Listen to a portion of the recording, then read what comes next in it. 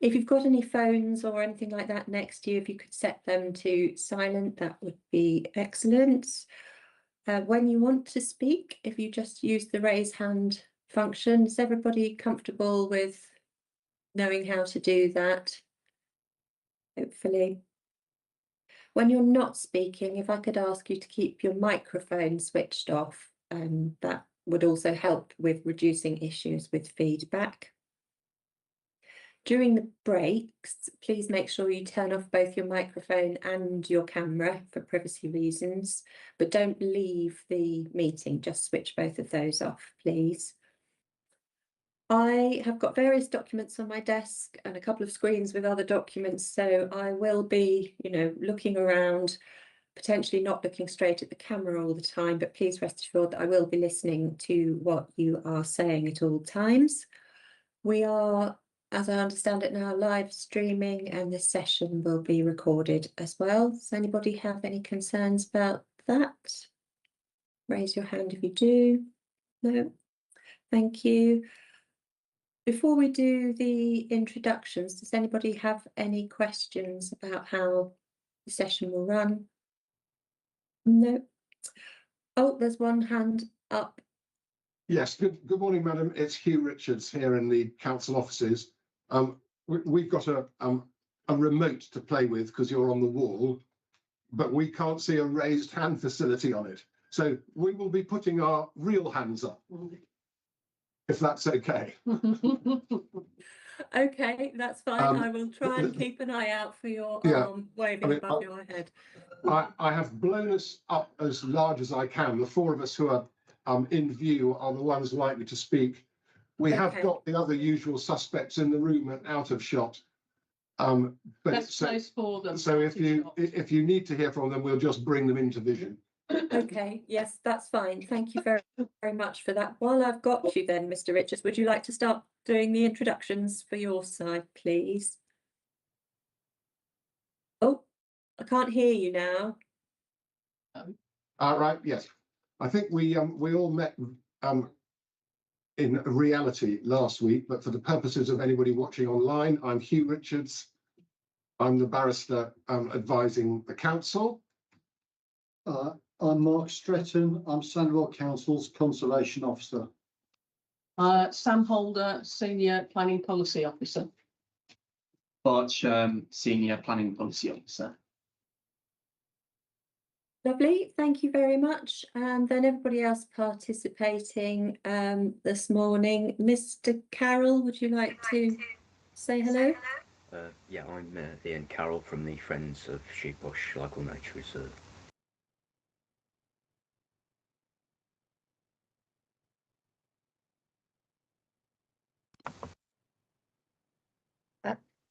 Sorry, Dr. Paulson. Thank you. Dr. Kayla Paulson from the Birmingham Backcountry Wildlife Trust, Senior Planning and Biodiversity Officer. Thank you. Excellent. Thank you very much. Before we turn to this morning's main agenda, are there any updates, Mr. Richards, from the council? Anything from last week you want to update before we start? Yes, I have seen and all but signed off the trajectory information that you want for Thursday, so you should be getting that sometime today.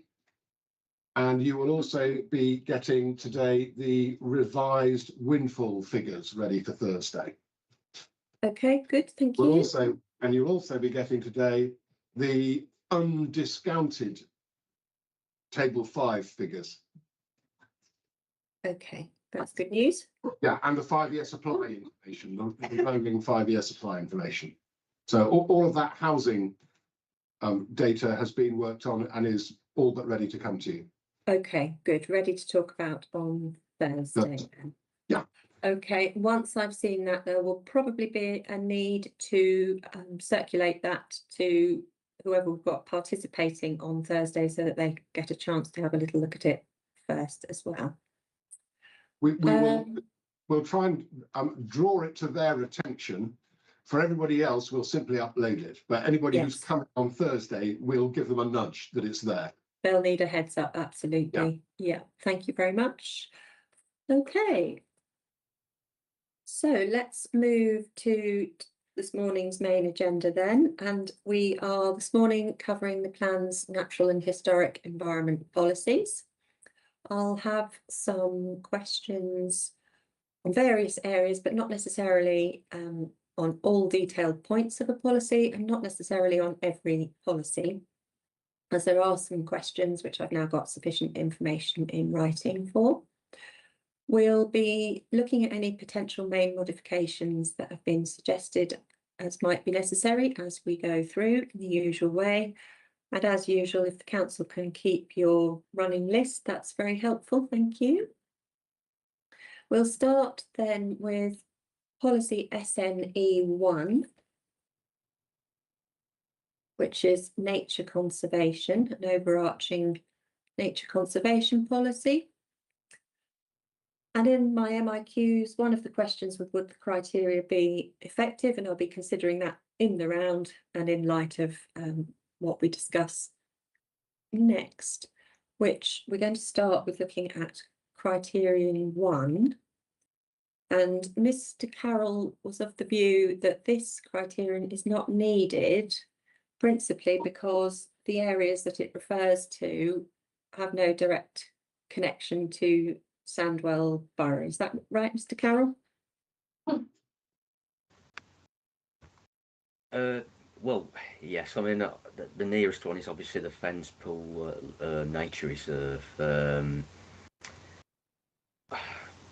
Obviously, nature reserves are important, but I'm not sure a distance from Briley Hill to the borough of Sandwell is particularly connected, or has to be considered. Is there anything there that is in particular threat in Sandwell? I'm not sure. Okay, and so the council says it's necessary to have that criterion because it relates to development that could have an adverse impact on sites of European importance, even though they're outside the borough, on the basis that effects don't necessarily, respect a borough boundary. Is there anything the council would like to say on that? Mr. Richards, is your hand up? No.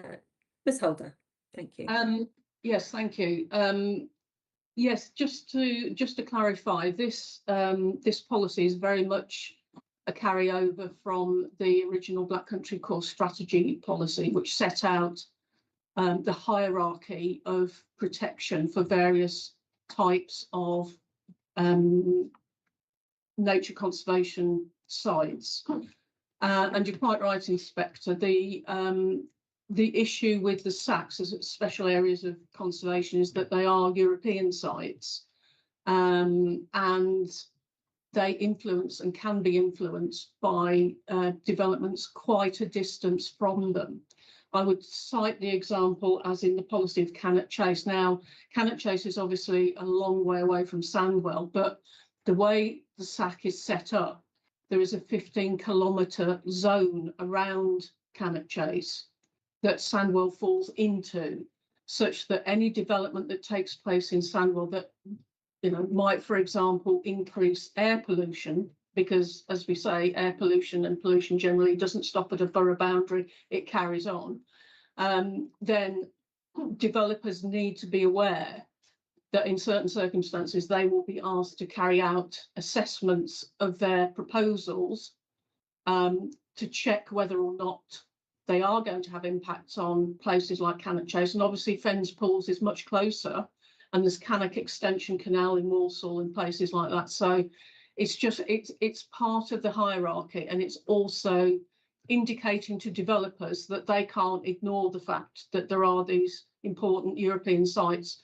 beyond the borders of Sandwell that their development could impact. So that's part of the reason why they're included in this policy. It's part of the hierarchy. Okay, thank you. That's clear. Understood. Mr. Carroll, hopefully that was clear for you.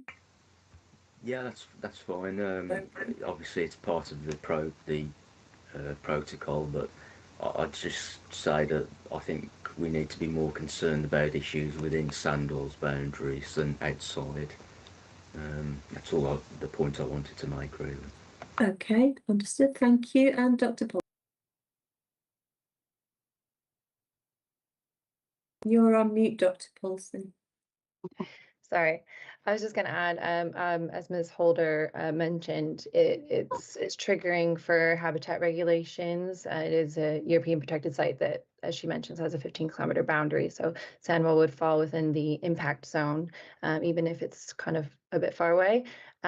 Increasing the density in Sandwell could impact the integrity of the stack. So I do think it should be included for soundness. I think the justification should also possibly mention the habitat regulations so that it's clear that's what it's referring to, and maybe mention the 15-kilometer boundary. So that's in the justification. So it's just very clear what criterion 1, why it's included. And I understood why it's included, but I think that should be maybe made clear in the justification.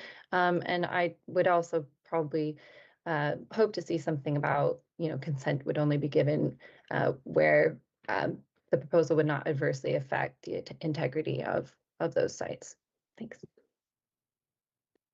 Okay, thank you very much. Over to the council then. Is there a point there about perhaps needing to raise the issue of the SACs in a little bit more detail in the supporting text? We can do that, yes. I mean, the supporting text.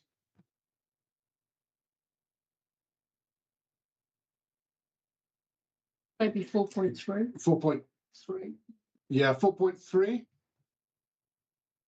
I mean, that talks about the wider Black Country, but we could also put something in about sites beyond the Black Country boundary, or, beyond Sandwell. Yeah, I think it might make sense in the context of what you've just been saying, in the context of one specifically referring to Cannock Chase and Fens Pools. It might be helpful, as you say, that's there so that developers to draw their attention to the fact that they can't ignore these European habitats. Yeah. And then the supporting text goes a bit quiet on it. So yes, I think we that's could put it in either in 4.3 or between 4.2 and 4.3. yes, I would have thought so. Fairly high up. Yeah. But I'm happy to leave that with the council to draft just as an additional modification information. Okay. So an AM rather than a P, MM. I think probably subject to seeing the detail, but it's only going to be a factual explanation of the situation, Yes. isn't it? Yeah. Yeah.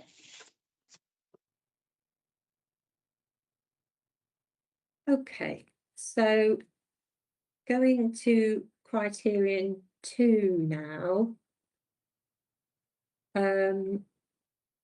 where Mr. Carroll again has made a rep on this. In essence, looking for 2 to incorporate some of the requirements that are in 1, including the alone or in combination test with other plans and projects. Now, again, this is a situation where there's a very specific requirement in relation to the European sites, isn't it? Which, and I'm going to come to the council just to clarify the position, I think, for Mr. Carroll, but it wouldn't necessarily be appropriate to apply that test to the sites that are in 2, which are in a different position in the hierarchy that Dr. Paulson was talking about compared to 1. Anything the council would like to No, say? there is a hierarchy here, and we are recognising the very top of the hierarchy in 1. The next stage down in the hierarchy is 2, and so on and so forth. And which is why, for example, it's only at 4 where we get to slinks, whereas sinks feature in number 2 in the hierarchy. Yes, I would reiterate that. I think the wording alone or in combination as I understand it, and maybe Dr. Paulson can confirm or deny, is very specifically related to the special areas of conservation, the sort of the European level. And that's where I've always read that wording as appearing. And, you know, as Mr. Richards has said, this is, you know, really reflecting the hierarchy of importance. I mean, all wildlife sites have got importance, obviously, but necessarily they have to be ranked almost. And at the very top, you have the European sites. And again, going back to what is required of developers, they have to consider, it's for them to consider alone or in combination the effects of their development on that European site. So it's just flagging up the fact that a developer cannot say, well, my proposal won't have any impact. It's my proposal plus other proposals taken together may have an impact, and that's what's got to be worked through. Okay, thank you. Dr. Paulson, did you want to contribute on that or not? No, that's about right. Okay, thank you very much. And Mr. Carroll, I understand why you raised this, particularly when you said your concerns about making sure that sites within Sandwell are taken care of and focused on. It's really the aspect of keeping up-to-date records. That was the and that's why I wanted to include within Sandwell, because obviously this is a Sandwell local plan. I think so it's important that the council keeps accurate records within its own boundaries as well as outside, which may obviously impact. But I'd just like to see some emphasis on the council keeping up-to-date records within its own boundary. That's really the point I'm making. Okay. Is there a particular place in the policy that you were expecting to see that, or is that something that you would like to see set out in a bit more detail in the supporting text? Is there a need for that to make it more obvious that Sandwell is yes, I mean, after its own sites and recording its own sites?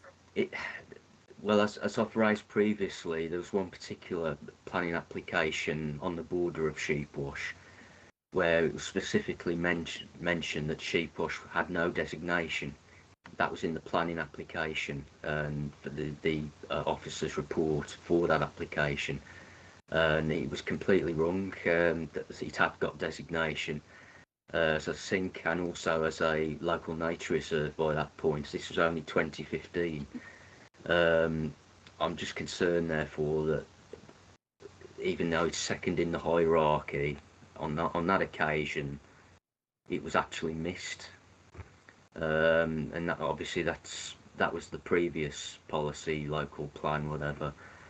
But it just raises the concern that going forward, that's why I wanted to have that line within Sandwell, so it's specifically clear that up-to-date records are kept and that the council is aware of its own designated sites within its borough, so that that mistake won't happen again. That's really the point I'm making. Okay, thank you. And if I can go to the council, you have Yes. now got all these sites mapped on the policies map, have you? Yes. And there was plainly an error back in 2015 in one officer report. It's unfortunate that it should have been made. Fortunately, it would appear that Mr. Carroll picked it up, which is what we rely on consultees. One of the reasons why planning application things are publicised and consulted on is so that people can pick up any errors that planning officers who are human beings will make from time to time.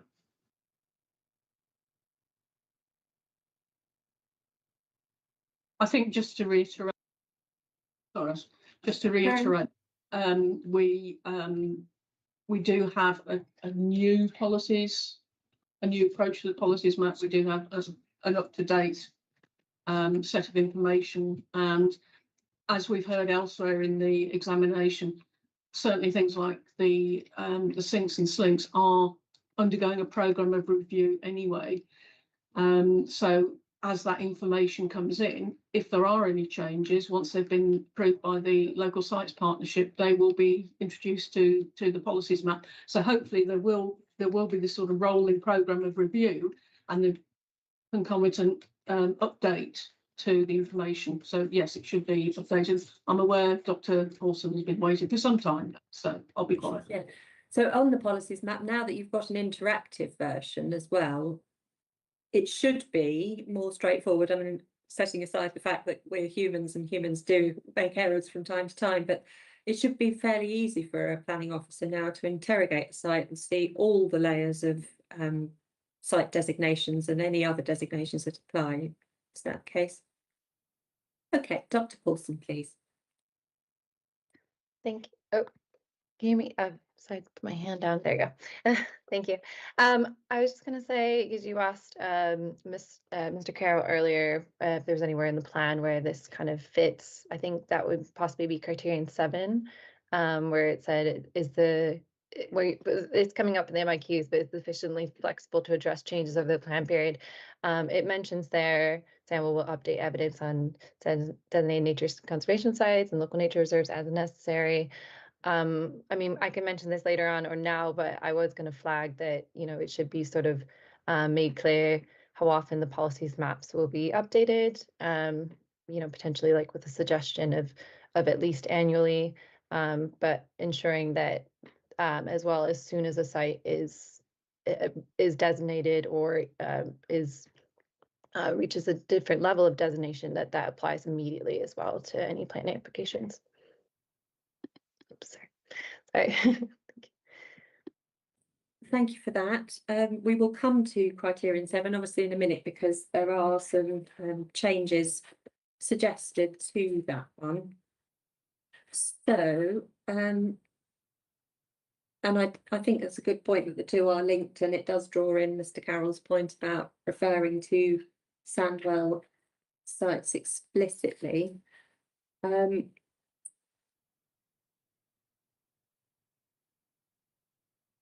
Let's quickly look at 5 though before we get to 7, which is where the Wildlife Trust raised a point about wanting more specific requirements about enhancements for wildlife corridors, and the council has suggested a modification in its hearing statement on page 12.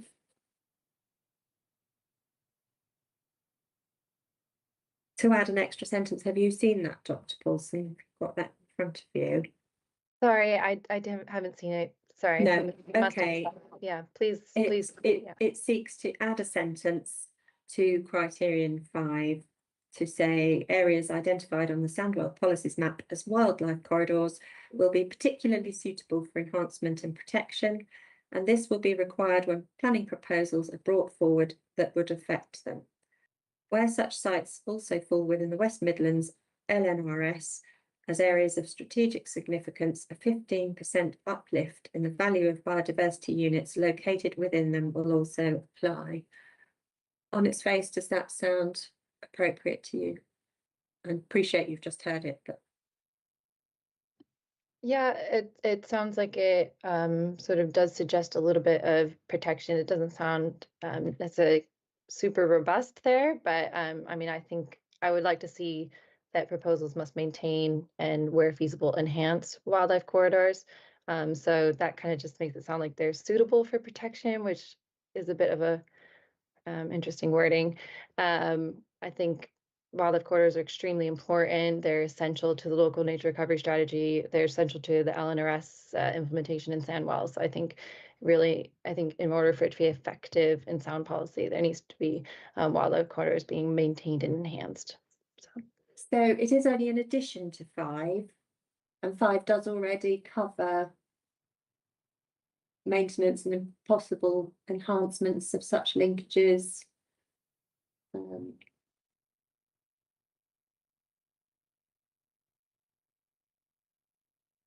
So it's not necessarily that isn't there. They're expanding 5 rather than taking away those requirements. I'll turn to the council for a comment on that one, please. We think that with the additional suggestions that we've made in our hearing statement, the policy is sound, and unless we're directed by you, we're not minded to make any further changes. Okay, thank you, Dr. Paulson. Have you got 5 in front of you? Are you able to see that? Yeah, I Yes, do. please. I'm just checking it again. Yeah, I think that's okay. Is there anything in the plan about if there's, no way to protect the corridor, what happens in that case? So, is there any sort of mitigation or ensuring that any sort of measures that are taken will ensure that an LNR's corridor elsewhere will be enhanced? Is there anything to that degree?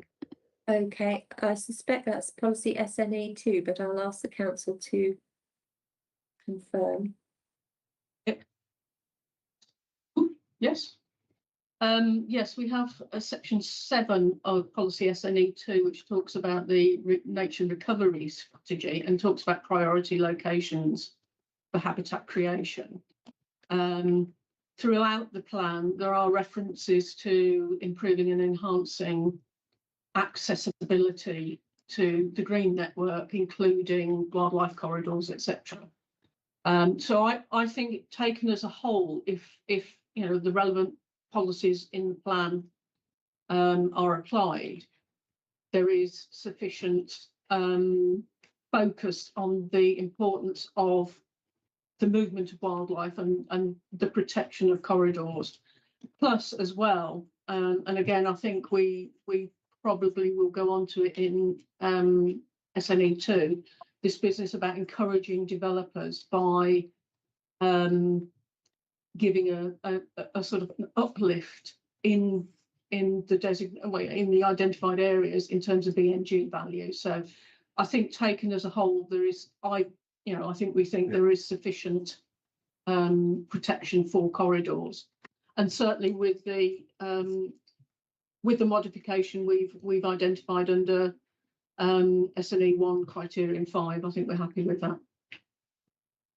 Okay, and that's a modification that would need to be a main modification. Dr. Paulson, is that a bit clearer for you now? Yes, it is. Oh, sorry, I didn't mute after last time. Sorry. Just ensuring too that the maps of all the corridors will be included. I see in the appendices you have the local nature recovery opportunity map.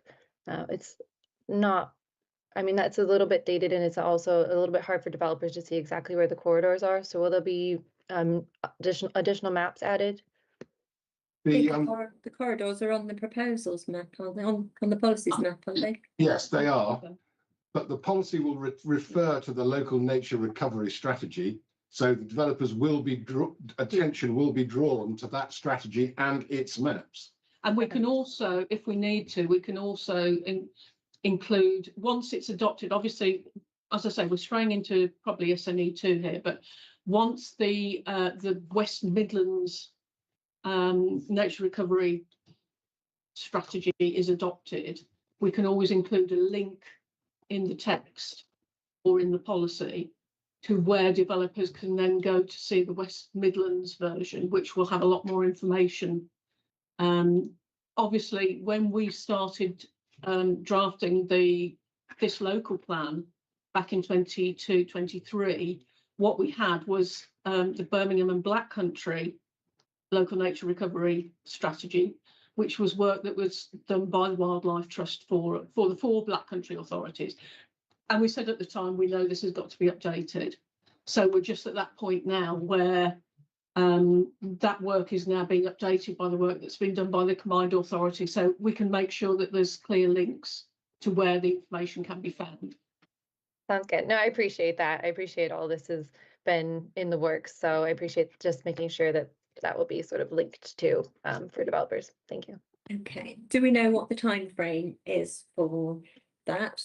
Yeah, I understand. I mean, it's out to public consultation at the moment, the draft LNRS for the West Midlands. And I understand it is hoping to be signed off possibly November, so later this year, a bit later Oh, this year. it's fairly imminent then. And potentially in time for drafting of the main modifications. It was going to be a question of mine in a little while, but I may as well ask it now since we're talking about it, about figure 1 and whether, because it is 2021, is whether that was the most up-to-date map available, or whether there is, because it says emerging, but obviously it still is emerging at this point in time by the sounds of things, albeit it's nearly finished emerging by the sounds of it. The form, as I understand it, that the West Midlands version takes is obviously necessarily quite strategic, but you can drill down to individual sites. The way the layers are set up on the draft West Midlands plan I've seen, it is quite specific in terms of identifying what actions and principles and initiatives the LNRS wants to see in particular areas. As you say, the map that we've got in Appendix A is pretty much, I think it was used to inform the West Midlands map, but it's pretty much been superseded by what will come out through the West Midlands version of the LNRS. Okay, so it probably needs to either to be removed from the appendices or a more up-to-date version put in. It's almost as if it was the version that supported public consultation, but isn't necessarily the version that would support a plan at the point of adoption, because if it's already effectively superseded. Something for the council to think about. What's the appropriate plan map to put in to replace that, I think. Another comment on that, Dr. Paulson? Yeah, just very quickly, the consultation for LNRS closed on September 12th. I think it was only open for a month, so it's very much about to be completed. And yeah, this map helped sort of inform the sort of LNRS committee, the creation of the LNRS, but there'll be new maps coming out imminently that could maybe replace these ones. Okay, that's helpful. Thank you very much.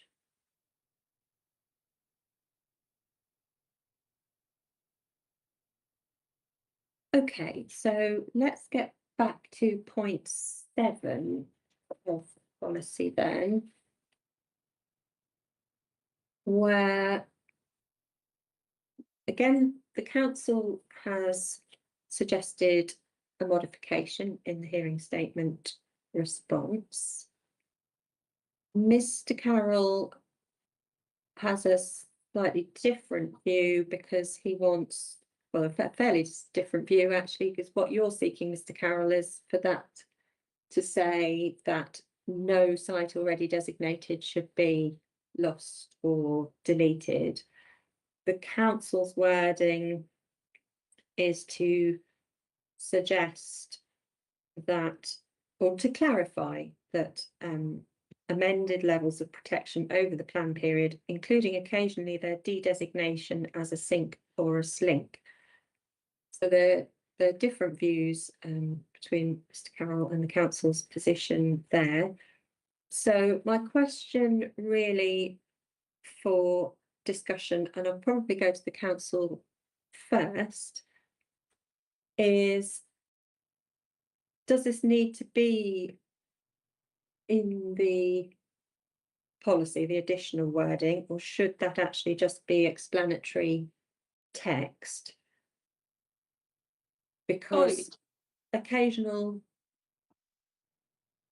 sorry. I was just going to say, are you talking about the whole of criterion 7, or no? I'm talking about the additional wording that you've, the clarification wording that you've proposed. Because what the policy, what the criterion is trying to do is explain that reviews do happen essentially to designated conservation sites within Sandwell, and that will be based on up-to-date evidence. And then it goes on to say, and that you may amend existing designations in accordance with that evidence.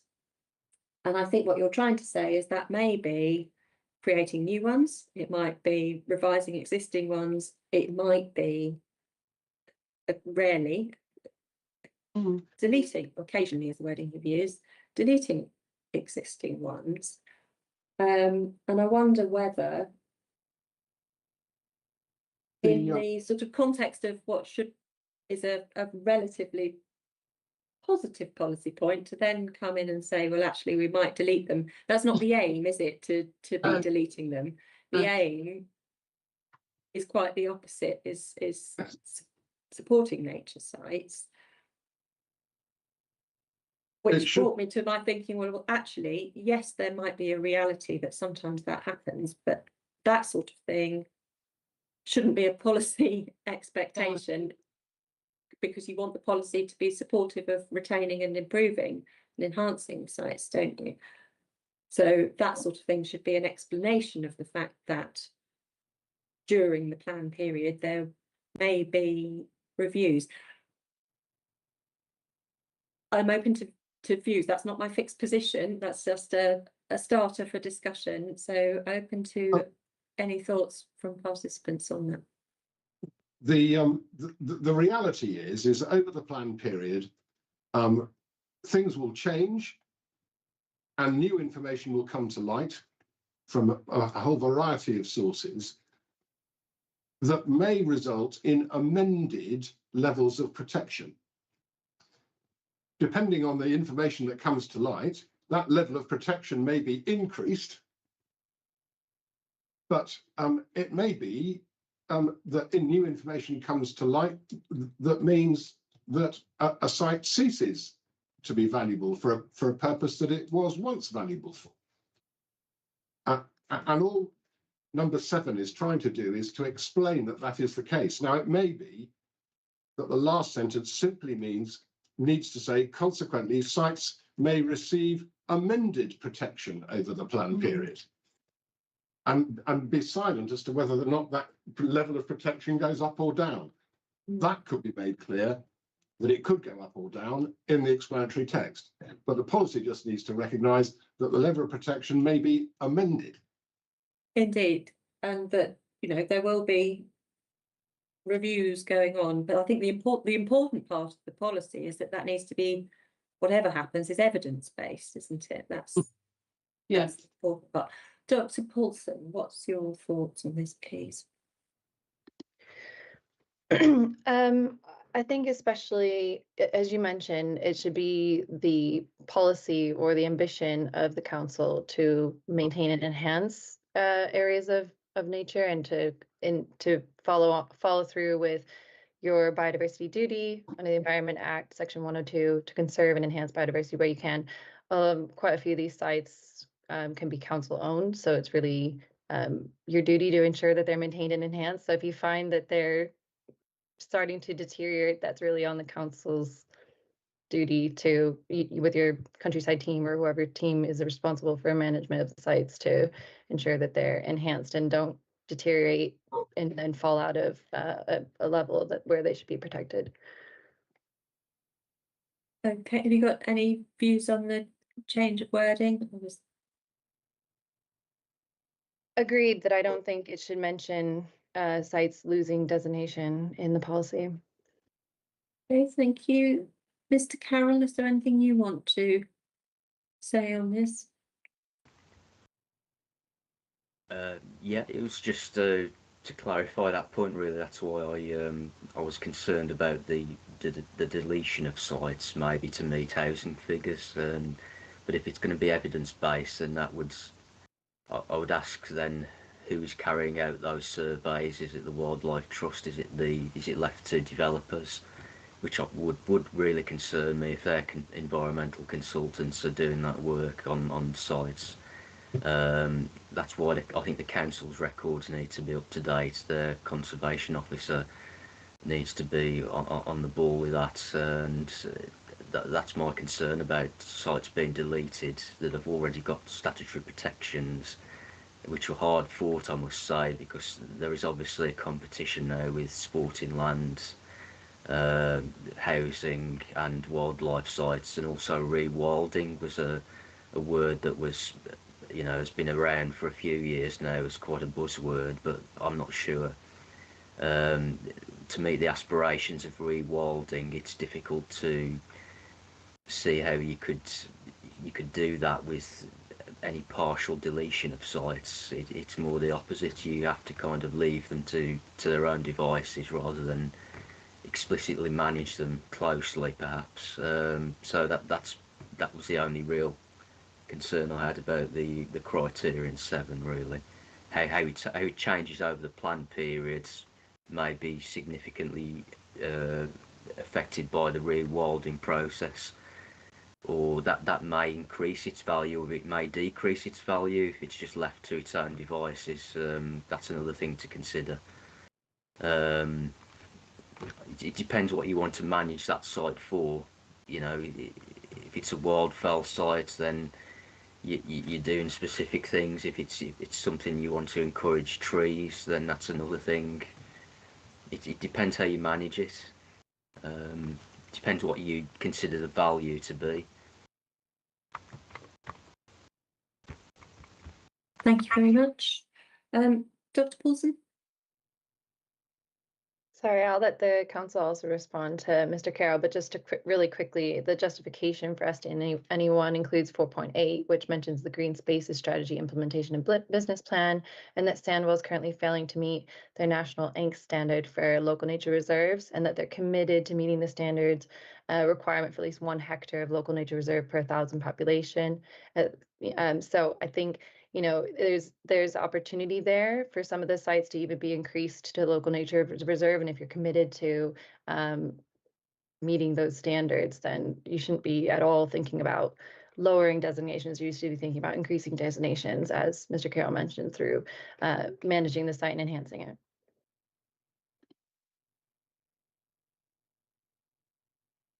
Okay, thank you for that. So back to the council then, please.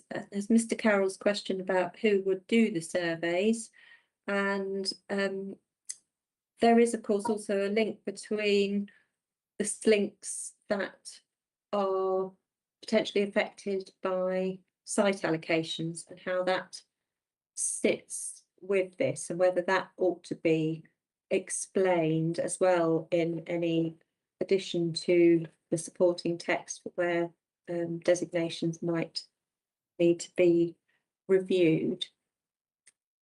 So the answer to the first question, Madam, is that the council will be open to receiving information from all sources. It would expect to get up-to-date information, survey information from developers. It might well receive up-to-date information from the Wildlife Trust. It might well receive up-to-date information from local residents such as Mr. Carroll, or organisations such as the Friends.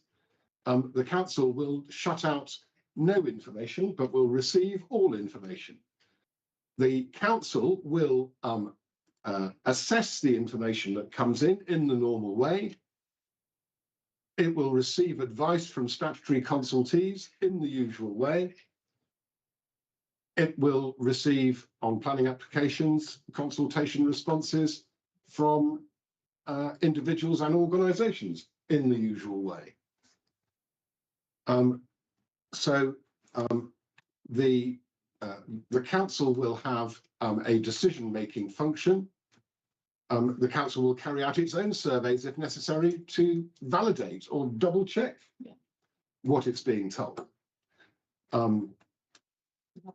So, and the council, as you will no doubt expect, has ecologists,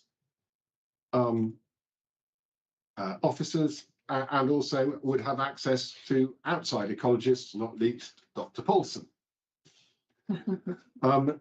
So far as any current designated slink is allocated for development, as a result of the local plan process that seeks to balance all interests and come up with a plan that is sound and legally compliant, that may result in change. The development in accordance with that plan may result in amended levels of protection, both for the site itself and or for any mitigation sites.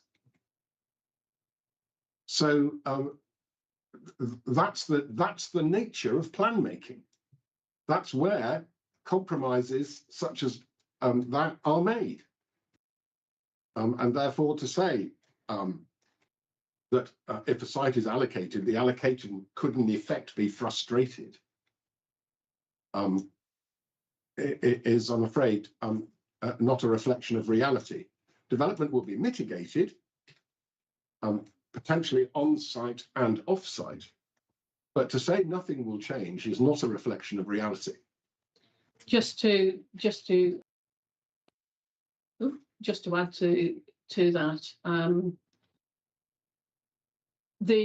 the way the council approaches the sort of development proposals that Mr. Richards has outlined is very as set out in the policy, which is that permission will be granted for, you know, the occasional development on part of a slink or all of the slink, on the basis that that can be mitigated, and mitigation will form, as I understand it, you know, a significant part of the conditioning of any permission. And yes, absolutely, we will be looking to the evidence that developers provide, but more so to, you know, what our ecologist colleagues are telling us about whether that evidence is justified and realistic. We won't just take the developer's word for it. We're not going to do that. Okay, thank you. And the policy SNE 1 is very much framed as development will not be permitted where it would cause harm. And obviously, unless there's mitigation. Dr. Paulson.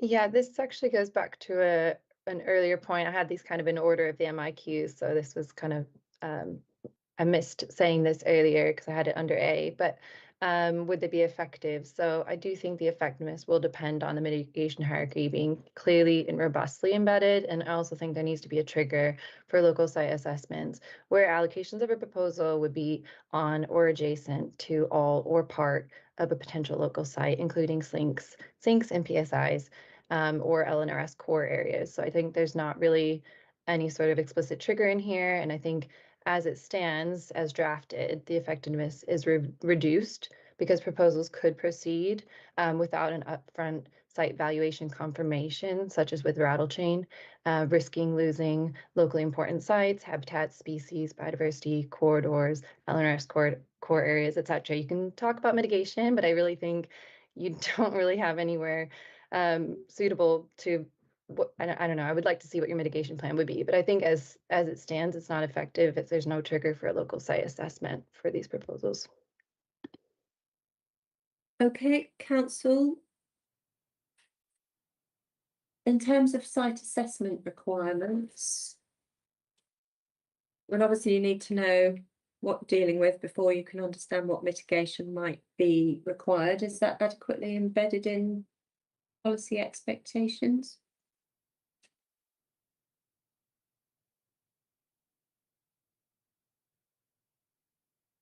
We think it is, both in the nature of the SNE policies, but also it will be in the site allocation policies. For those well, that will... Dr. Paulson's shaking her head, but I'm not aware that I'll be corrected if I'm wrong, but if she's previously suggested a wording in her reps to achieve that, then we'll re-look at it. But we haven't seen anything, I don't think. But in the final analysis, Madam, the council's responded in the way it has in its hearing statement to the issues. And as ever, if you think that for the purpose of soundness, including effectiveness, that additional wording is required, then you will let us know. Is a developer looking at policies going to understand that when they might need to submit a site evaluation report as part of their proposals?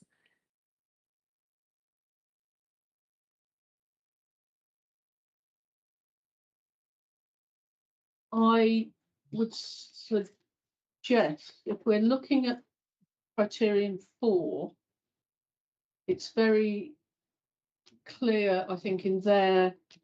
This is the sort of the slinks designation. That harm must be minimised. So where we have schemes in particular that come forward that affect slinks, we would be looking slinks, species, habitats, or geological features. We're looking for full mitigation for any harm to those aspects, whatever aspect it is that has caused that site to be designated as a slink. And we're saying here, a mitigation strategy must accompany relevant planning applications, and compensation will only be accepted in exceptional circumstances. So from the point of view of what we are requiring, I think it's quite clear. If, Inspector, you think that we need to define what a relevant planning application is, where a slink is affected, then that is maybe something we could consider coming back to you on. Yeah. Of course, the other thing is that the local plan is not the only place that a developer looks to see what has to accompany a planning application. There is also the local list that the council publishes. Indeed. I confess off the top of my head, I don't know what the local list says about this topic, but it's just to make the point that local authorities don't include every procedural requirement in the local plan. No, I mean, is it just a matter for the supporting text to be a bit clearer that, you know, any proposed mitigation is going to need to be supported by an appropriate evaluation? I think Going so. back to that point that you don't know what mitigation you need if you don't understand what the value is that you're looking at. Yeah, it absolutely will depend on the value of the site, the nature of what is being affected, and also on the type of scheme or proposal that is coming forward, because, you know, there might be more scope for certain sorts of mitigation for a housing scheme as opposed to an employment scheme, whatever. So yeah, I think it's, I think we can certainly provide more information, more illumination around the types of planning proposals that we think will need. But we don't want to be exclusive, obviously. It can't be a closed list. It has to be, the types of application and broad types of activity. there is, of course, guidance in the planning practice guidance as well, isn't there? In this, Yes. which maybe the supporting text could illuminate. I've made a note to check whether it's sufficiently clear that the mitigation strategy needs to be based on a clear understanding of the present value of the site. And then we'll have a look at PPG references as well. So we will look at that. Likely to be suggested changes to the explanatory text. Mr. Carroll, please. Yeah, it's just paragraph 186A is significant to this of the MPPF 23. When determining planning applications, local planning authorities should apply the following principles. Part A, if significant harm to biodiversity resulting from a development cannot be avoided, brackets through locating on an alternative site with less harmful impacts adequately mitigated or as a last resort compensated for, then planning permission should be refused. I'm not sure of the definition of significant harm, but that may be something that needs clarification in this plan, perhaps, what significant harm would be. Unfortunately, significant harm is a little bit more ambiguous, I think, because it's difficult to know what that is. It may allow harm, but significant harm, I'm not sure what that exactly means. Perhaps it's weak within the MPPF. It's difficult to. Yeah, it's a judgment essentially, isn't it? Yeah. Thank you for that. Shall we just hear from Dr. Paulson quickly, and then I'll go back to the council, please. Thank you. On whether or not I made reference to assessments, local site assessments in my representation, I absolutely did. I made reference to it in representation ID 1574 for the site allocations. I made reference to it in representation ID 1565 for the environmental policies. I think I've made it several times, so if you missed that, please go back and look. In terms of understanding what you have on the site in order to be able to properly mitigate it, it's not just about whether it's already a designated site, it's also PSIs, which isn't mentioned anywhere really. Potential sites of importance, which have been recognized as such, probably by our trust, in terms of sites that should be assessed. I know that they go to the local sites partnership to be nominated for assessment, and that there's a list of those, pending for assessment. But I think there needs to be something very clear that if a site is allocated for development, that is a PSI, that needs to be assessed before there's any decision taken, because you won't be able to mitigate it, as you said, if you don't know what's there. It could be a slink, you don't know. So it needs to be assessed, and that should be made clear in here. Okay, thank you. And back to the council then, please. Yes, the two things, the significant harm is a planning judgment, and it's always a planning judgment for the decision taker. That's just the way planning works. And then secondly, thank you to Dr. Paulson for her reminders of where in her reps the point was made, and we will relook at that when we're coming to review the changes to the explanatory text. How might a developer know if their site is a PSI site and being looked at?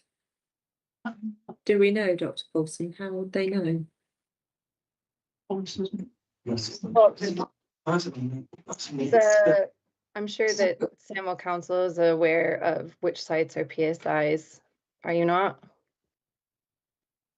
Yes, if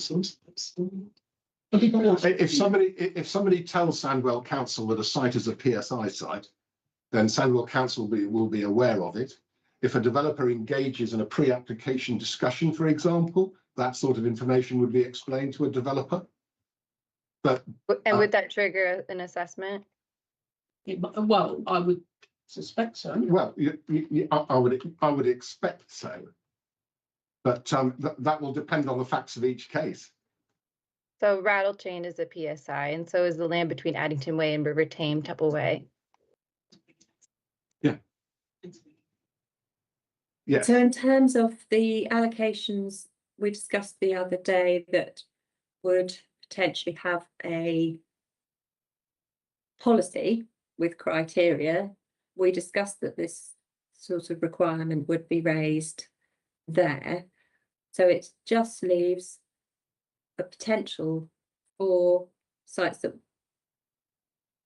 later on in the plan period, I mean, it's impossible, I think, for the plan to set out what might become a PSI as time goes on. So it's something that the council needs to obviously be aware of in its pre-application discussions, but you can't possibly know what might happen in year 10 of the plan for any given site, can you? So it's difficult to identify. Mr. Sherm. And I was just going to say in practical terms, because Rathbone was used as an example, as I understand it, they couldn't get access to do a full investigation in that occasion anyway. So it might be that at the allocation stage isn't the most practical time to undertake these surveys, and that at planning application stage, the landowner and the developer putting something forward would be a more practical time to do these surveys for some sites. Well, they do need to be up to date, obviously, don't they? Your hand's still up, Dr. Paulson. Did you want to say something else before we move on from this point? I just think it's important that there's some wording. Sorry, I think it froze for a second. I think it's important that it is mentioned somewhere. I know that there's going to be guidance, but I think it's not a huge point to include something along the lines of PSIs, or that sites will be assessed in that. Yes. You could say at the allocation stage. I think that makes more sense, just to avoid, I mean, you're going to waste a whole bunch of time and money if you don't just do it at the start. If you wait till later on, how much money and time's already been spent from several stakeholders at that point? You know, the assessment should be just done at the outset. But So in terms of a brief explainer in the supporting text as to what a PSI is, might be helpful, mightn't it? Because people don't necessarily even know that that is a thing. Yeah. Is that something you could add to your explainer in the supporting text? Yes. To the Yes. council? Yeah, it could be part of updating evidence and criteria 7 Yes. with the supporting text that goes with that.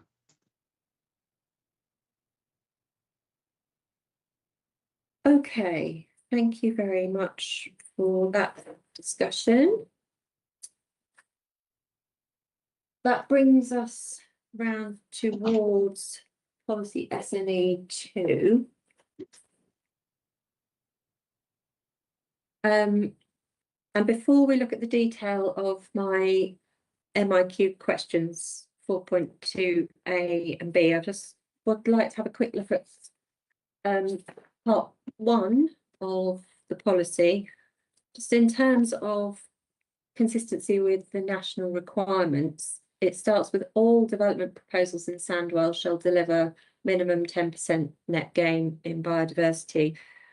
But of course, there are some mandatory exceptions to biodiversity net gain, things like self-build and developments below a specified threshold, etc.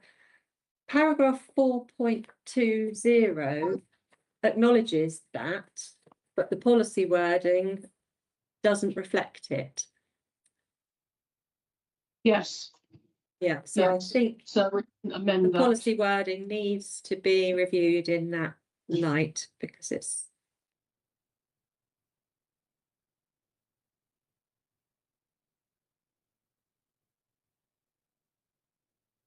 okay. And the other point I just wanted to raise on 1 is in the second sentence, it says where achievable, a higher net gain may be agreed.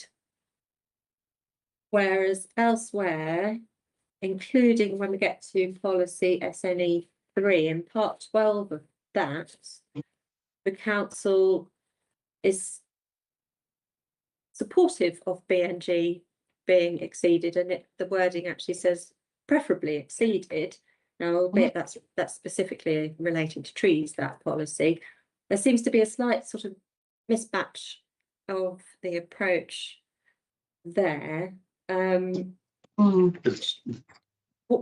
the position? Are you looking for people to exceed the 10% where they can? Is that the preference? I think We need so. just a consistent approach, I think. Yeah. I suspect this may be a legacy from an earlier policy before the statutory 10% came in. Right. When it was quite common to say, well, you have to have a biodiversity net gain, unspecified, but the more the better, you know. Yes, I think that's effectively it. I think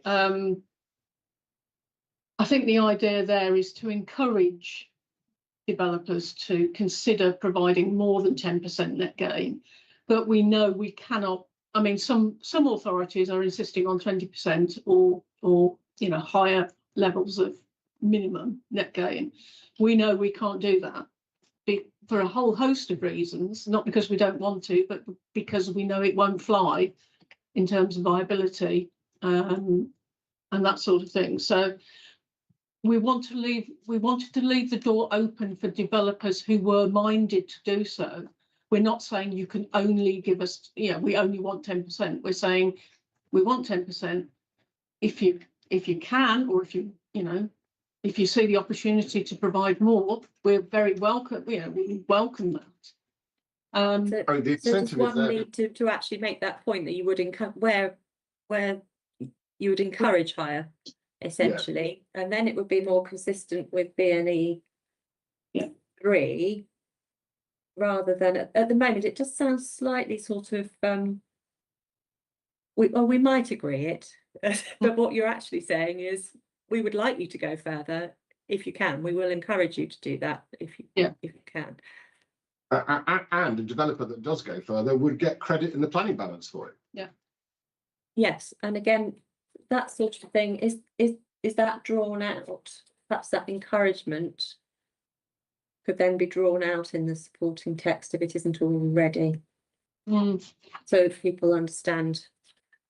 We do say, I mean, in the same policy, but the local opportunities for habitats and wildlife, we do say, very last sentence of point 12, the council will consider such contributions positively when determining planning applications. So there is, you know, we know, much as we would like to insist on certain things, we know we can't, but what we can do is flag it up and say to developers or householders or whoever, you know, we can't make you do this, but if you do it, you'll get credit for it.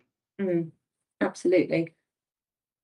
It's just ensuring that is clear enough and consistent with between the two policies. Probably add something to paragraph 4.14 is probably the best place to do it.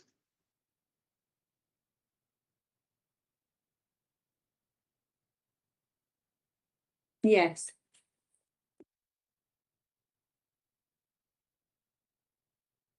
That would seem to make sense. We'll review the one. We'll review the policy wording and add to the explanation. Yeah.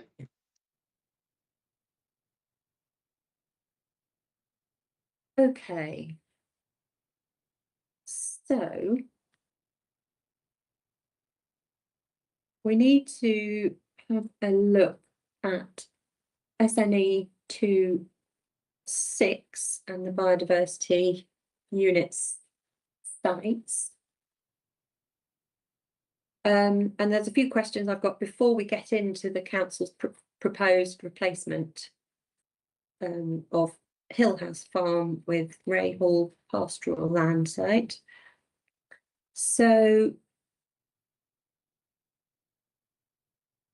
first of all, the way in which you've got 6 sites listed in the policy, setting aside that one of those might change.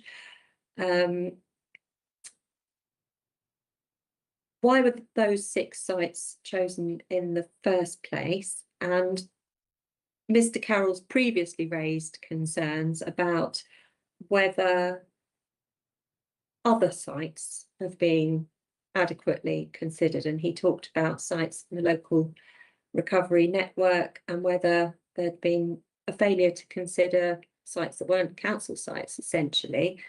Would the council like to start with a bit of background in response to that, please? Okay. The 6 sites that appear in SNE 2 are there because they represent opportunities in the 4 regeneration areas. Each have a site associated with them, because the regen areas are obviously areas where there is a dearth of biodiversity anyway. What there is will benefit significantly, not just in numeric terms, not just in metric terms, but in terms of what it will bring to local communities in terms of improving environments. The sites in and around Sandwell Valley were identified because they had the greatest potential in terms of the sort of the metric calculation, the biodiversity metric calculation for bringing forward a greater number of biodiversity units. Now, going back a step from this, I think it's important to recognise that BNG, the process, is effectively separate to the planning, the local plan process. This is something that is mandatory, would take place whether or not we were going through a local plan examination. The reason for identifying these 6 sites in the local plan is to give them a sort of a higher visibility and a higher and to focus attention on the fact that the council is offering opportunities. Again, there is nothing to say that any developer needs to use council identified sites. We did put out a call for sites in 2022, 23, when we did the issues and options. And at the time, we asked the question specifically, if you are a landowner and you have land that you would like to bring forward for habitat bank purposes, can you let us know? Give us that information, and we will include it in the plan. That would have been the ideal solution for us. The 6 sites, as I say, were there because they covered a number of opportunities for the council. They're all council-owned sites. They're all going back even further. The reason that we did the work that we did on identifying these sites, when we didn't get any privately owned sites coming forward, we suspected we would need additional opportunities for habitat creation because of the nature of Sandwell. We decided that one of the parameters for a site to be considered would be it was in council ownership, because only then would we be certain that we could deliver it. We could deliver the work to bring that site forward. I mean, we charged the consultants with looking at all council sites, open space sites over 10 hectares in size, because you need a minimum area. All of those sites that were in council ownership and had no outstanding leases, or there wasn't any issue around legal agreements say on them. Following that, there was a long list drawn up. So the actual report itself, which is in the library, sets out a number of different sites, about 15 to 20 sites, of which we sort of identified this 6. And those were the sites that we sort of whittled down to get to what we've got. There is nothing to say that any of those other sites couldn't come forward. They're still perfectly available and suitable. It was just, in the case of these particular sites, they also delivered additional benefits, we felt, in terms of their location and in terms of their size and the ability to create that quantum of BNG, if you like. But as you would expect, criterion 5 of SNE2 is quite clear that if another site is to be used, it's got to have a covenant, a suitable legal covenant on it, so that the 30-year provision is met. Yeah. And I'm afraid the answer as to why there aren't other sites,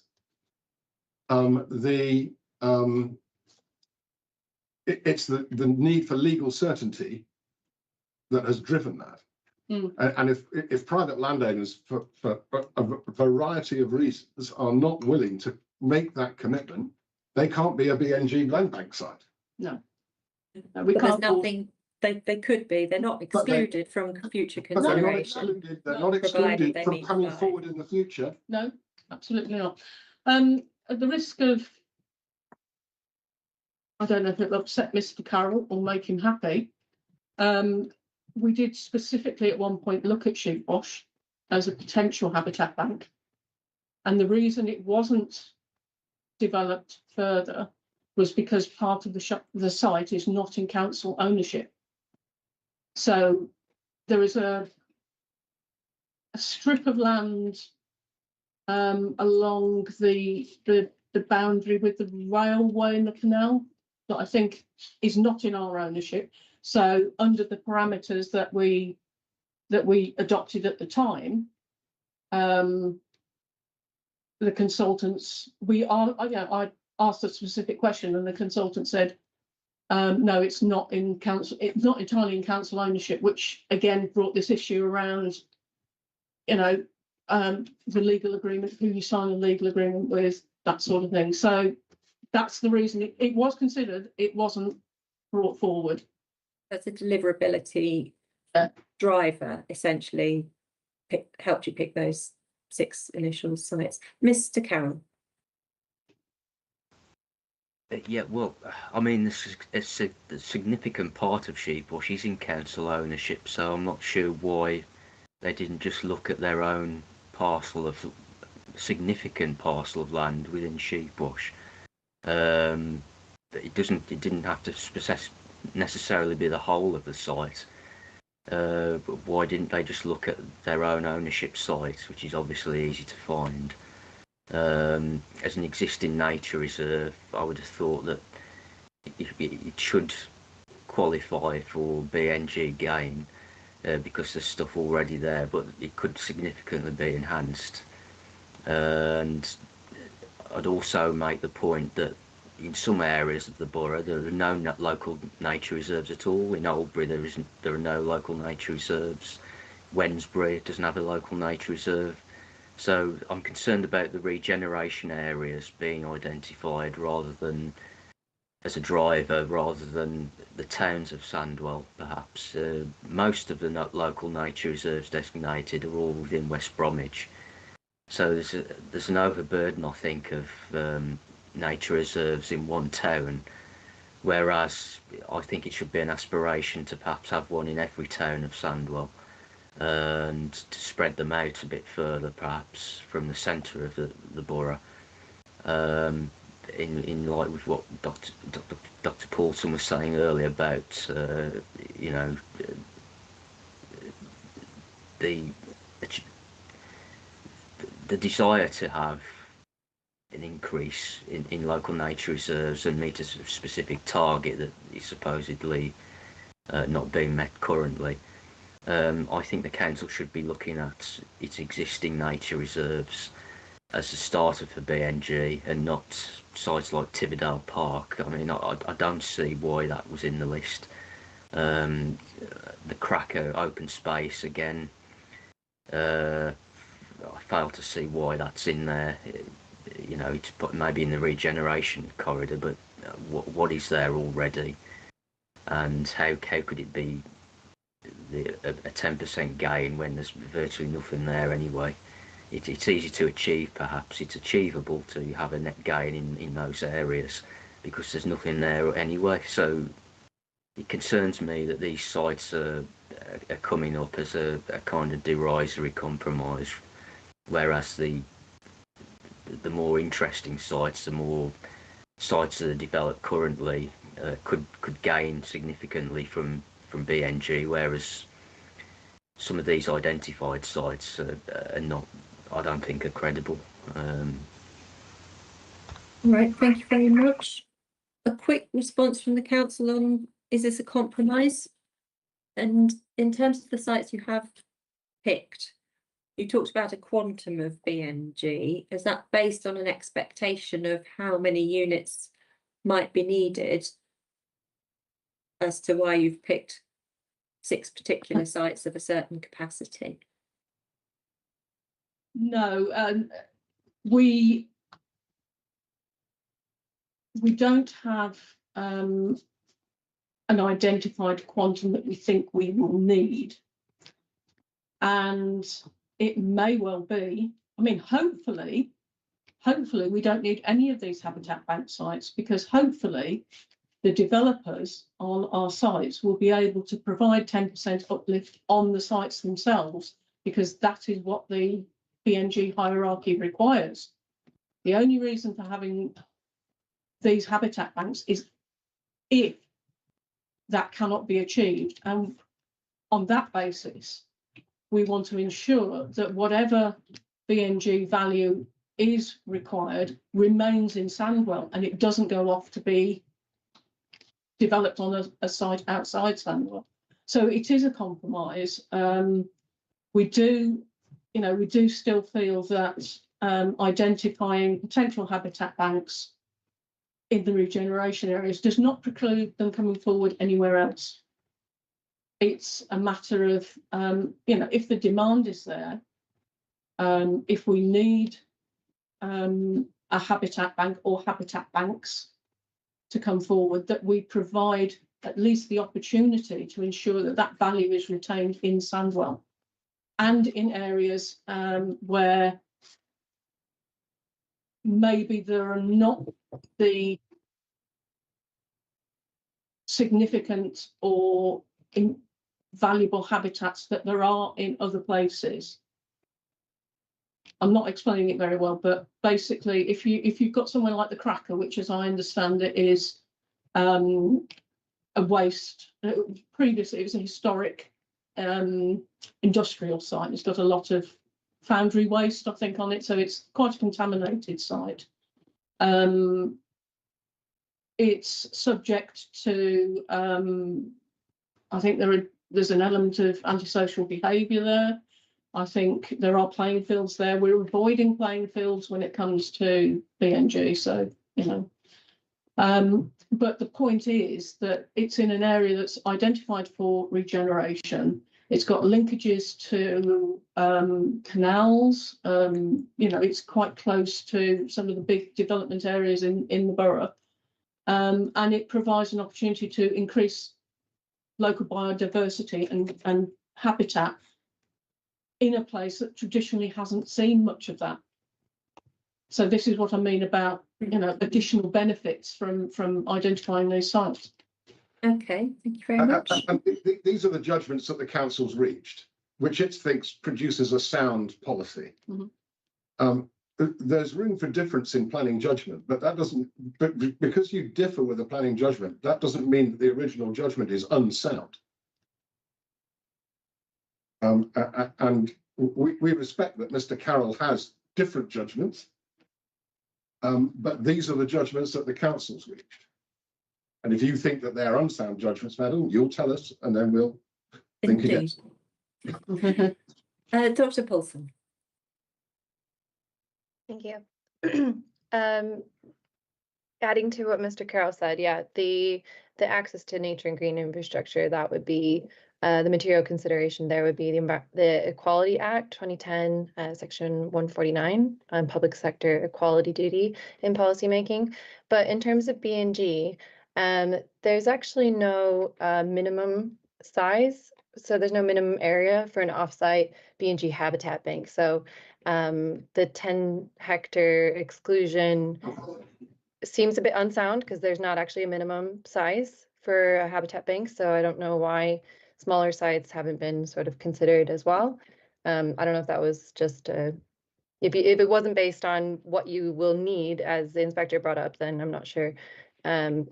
Smaller sites could be considered. Also, just wondering in terms of long-term management and monitoring the site for a legal agreement, who would be sort of the responsible body for that? Because the council can't be the landowner and also monitoring themselves. So there would need to be a conservation.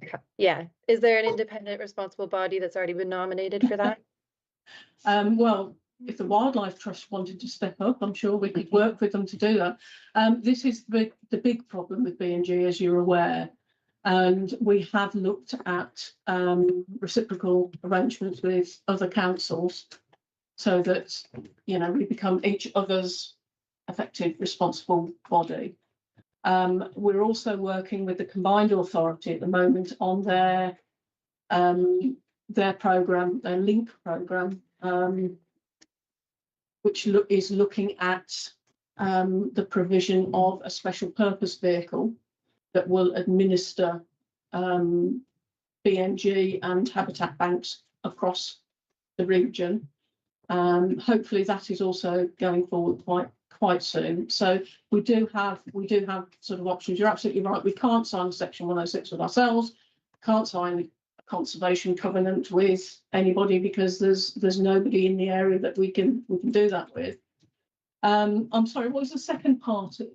You mentioned Size of sites. the size of sites. Yeah, I think we were guided by our consultants who made the point, I think, that you need a sort of a minimum area to generate meaningful habitat creation.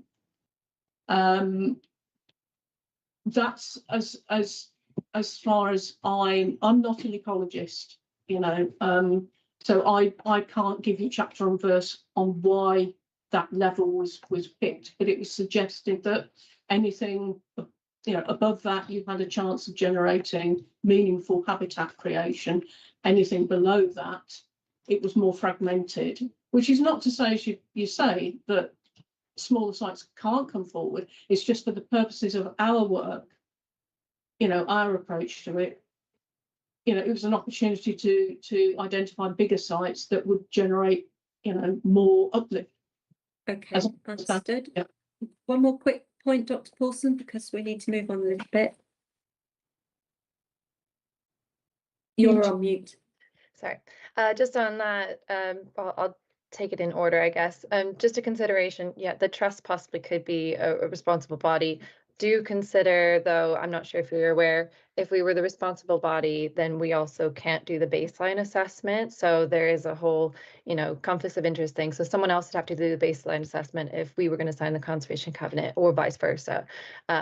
So we could do the baseline if somebody else is going to be the conservation covenant, so vice versa. And then on the size, smaller size can, I mean, there's no obviously, you know, strict minimum size for where you can have meaningful habitat enhancement. I'm sure that, I think that consideration for the consultants was probably more on efficiency and just, you know, not necessarily that you can't deliver that on smaller sites. I do think it's worth the council looking at smaller sites as well. But I appreciate, just to say, that you're recognizing and have the intention of having habitat sites in Sandwell. I think that's really important, rather than off-site being way far, you know, outside the council, because it's yeah, you should try to keep it as close as possible. So I appreciate that. Okay, thank you very much. And I don't think the policy precludes smaller sites coming forward. As we've heard from the council already, the 6 are identified in the plan, but that doesn't prevent other sites potentially coming forward later on. Sorry, can I add one more quick thing? Just, I think this has already been recognized, but just to confirm, areas of those sites where there's high recreation, you know, the bits of grassland where there's going to be a lot of footfall, I'm just confirming those aren't confirmed, those aren't included where BNG. Okay. We would, you know, wherever we did sort of settle on a habitat bank, we would manage it in a way that minimised disruption to sensitive to you know, the areas where habitats were being created and existing sensitive areas that we didn't want to encourage additional footfall or activity in. So yeah, we are alive to that, and that would be part of the management maintenance approach. Thanks. Okay, thank you. Mr. Carroll. Yeah, it's just a question on the habitat banks, because I noted last week the representative from Sport England made the point about a pitch being out of action for perhaps 2 years, when it was, if it would be transferred somewhere else, in terms of net gain, if an area is lost, it could take 2 decades for that to establish somewhere else. So the net gain on the site, well, the existing site may be lost forever. It may take an exponential number of years for it to be recreated or mitigated on another site. Or it may not work at all as an experiment. It's difficult to judge, certainly within the plan period. So there's that, perhaps that point to take forward as well. How long would it take for that BNG site to actually come forward in real terms, rather than just as a calculated unit, which I don't think that's a good way of judging things anyway, but as an equation or as a mathematical concept, because nature just doesn't behave like that at all. It's just not a human kind Understood. So to the council, does this relate to the 30 years monitoring that is required in the legislation? Yeah, In simple, quick terms. yes, we understand that habitat units will take a while to establish. As I understand it, the way the system works is if you lose, you understand what your BNG loss is on the development site, and then you buy equivalent units of the same habitat on an off-site site if you can't reproduce it on site. And it will take a number of years, depending on the type of habitat. I mean, obviously a woodland is going to take a lot longer to establish than, say, a semi-natural wildflower meadow, as a crude example. That might take 3 years, a woodland might take 50 years. So, you know, we are aware of that. And what some people suggest is that if you identify a habitat bank and you sort of get it approved, get it on the national list, you start creating your units now. There's a risk to that, but you start creating the units before you've sold them, so that, you know, you've got units that are available and are actually in the process of developing 2 or 3 or 4 years, whatever it is, before they're actually needed.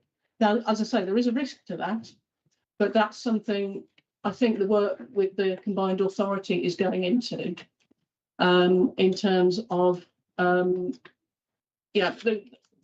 in terms of what the combined authority work is looking at.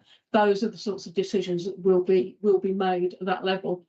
I mean, as part of conservation covenant and as part of any legal agreement that is signed on a site, there will be monitoring for 30 years to make sure that the units are up and running and are, you know, doing what they should and are being maintained properly.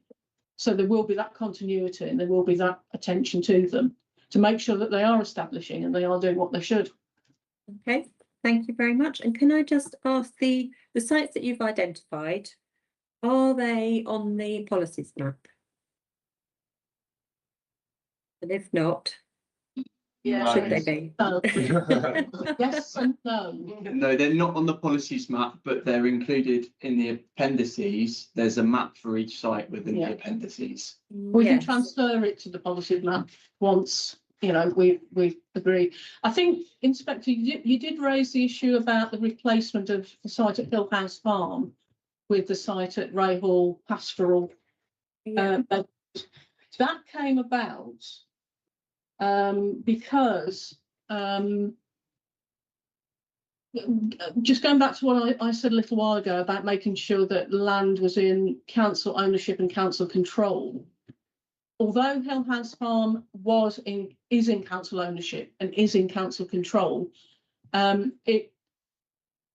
if I say there was a slight breakdown in communication, what happened was it turned out that some of the fields that were being looked at in terms of Hill House Farm already had biodiversity work going on them. There was countryside stewardship schemes that we weren't aware of when we identified the site. So it was a fairly simple matter really to find another site or another couple of sites and to sort of literally substitute one for the other. And it was just that oversight that we hadn't realised that there was already countryside stewardship payments on that site and agreements in place. Okay, thank you. I was going to come to that in a minute. And we'll look at that model a little bit more in just a moment. But while we're on the policies map, and I know you've just told me that they're in the appendices as well, but obviously they're not on the policies map yet. But they are a geographical expression of the policy, so they ought to be ultimately added to the list. Figure 2, however, in the Appendix A, that again is an extract from the report, and it's got other sites on it as well. My question about that is that potentially confusing? Does it need to be there? Was that just an evolution? Perhaps that ought to go from the that was an evolution. Right, you're quite right. That was the long list of sites that I mentioned earlier, and it was included, in the first draft of the plan. And now we've moved on. I think that can be replaced or removed. Yeah.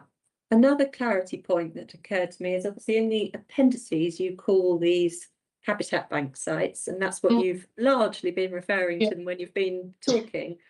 SNE2 doesn't call them that, and I think it would be helpful perhaps if it did, so that it's clear whichever angle you come at it that they're talking about the same thing. And obviously when they go on the policies map they should be identified as habitat bank sites if that's what they're going to be called throughout the plan. Okay, yes, good spot. Just to make life easier for people using the plan in the future. And then we talked about figure 1 already. Mr. Carroll just raised a point actually about Sport England and playing fields, which brings me to you've proposed a modification, haven't you, to make it clear, which is PAN 32, to make it clear that where there are playing fields on these habitats bank sites, they will be excluded from the BNG offsetting. Yes. I think that's a necessary clarification, but it can stay as an additional modification. Then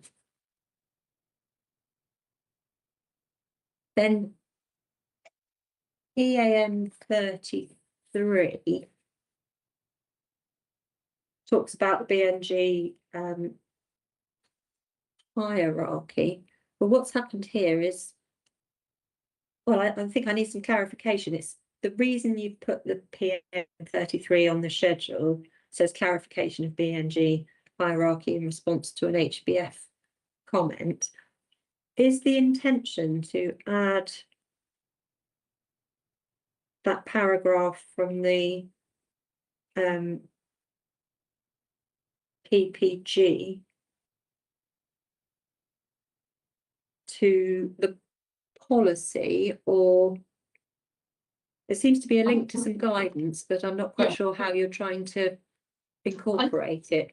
It was just a footnote, really. It was just incorporating a new footnote that would direct people to the guidance, because I think I can't remember the exact wording of the HBF comment, but I think they were trying to make it clear or suggesting that you needed that clarity between the BNG hierarchy and the hierarchy that we talked about earlier about, in terms of what is it? It's the avoid, mitigate, compensate. Yes. Yeah, and that makes sense that you intend for it to be a footnote. I wasn't sure when I first read it with underlined text whether it was going to be an extra policy criterion in your mind, but just no. So that would be a footnote to 2. Dr. Paulson. This is a minor amendment suggestion, just in terms of clarity on BNG, because 4.61 actually of SNE 3 is about B&G. It's about clearance of a site. And it specifically mentions for net gain purposes. I think that should be under SNE 2, under the B&G policy. And maybe even specifically mention clearance post 2020 or from 2020 onwards, but I thought there was something in there already. I just checked and didn't see it, so maybe I don't know if I missed it, but I mean, No. 4.60 talks about the clearance of trees prior to submission of a planning application, and that's of course fitting to be under the one about trees and hedgerows, but I think 4.61 talks about provision for sanctions against clearance of sites for a planning application in relation to requirement for biodiversity net gain. I think that should maybe be in the previous, with the previous policy. Okay, I think something for that's- the council to check then. Yes, yeah. I think that's a fair comment. I think, you know, it is in the trees policy. It could equally be in this policy as well. Because the principle is the same. I mean, if you're, as I said in the policy, if you're imprudent enough to go on site and start clearing it in the hope that you're going to reduce your BMG value, then that's a silly thing to do, because we're just going to assume it's as we're going to assume the precautionary principle that any evidence of anything valuable on site is there in the absence of any evidence to the contrary. So you are going to get hit with the full requirement for the highest level of BMG possible. So Yeah. I should be in this policy. Yeah, and since that applies to more than just trees, it seems like. Oh, yes, yeah. So what I think we're suggesting is that we mirror the approach with trees more generally in the SNE2 section. Yes. Okay, Okay. that's in reading on my list of things to. Excellent, thank you.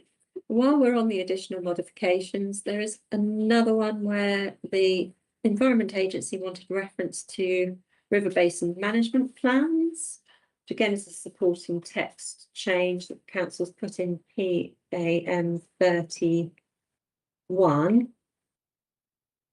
Got no comment on that.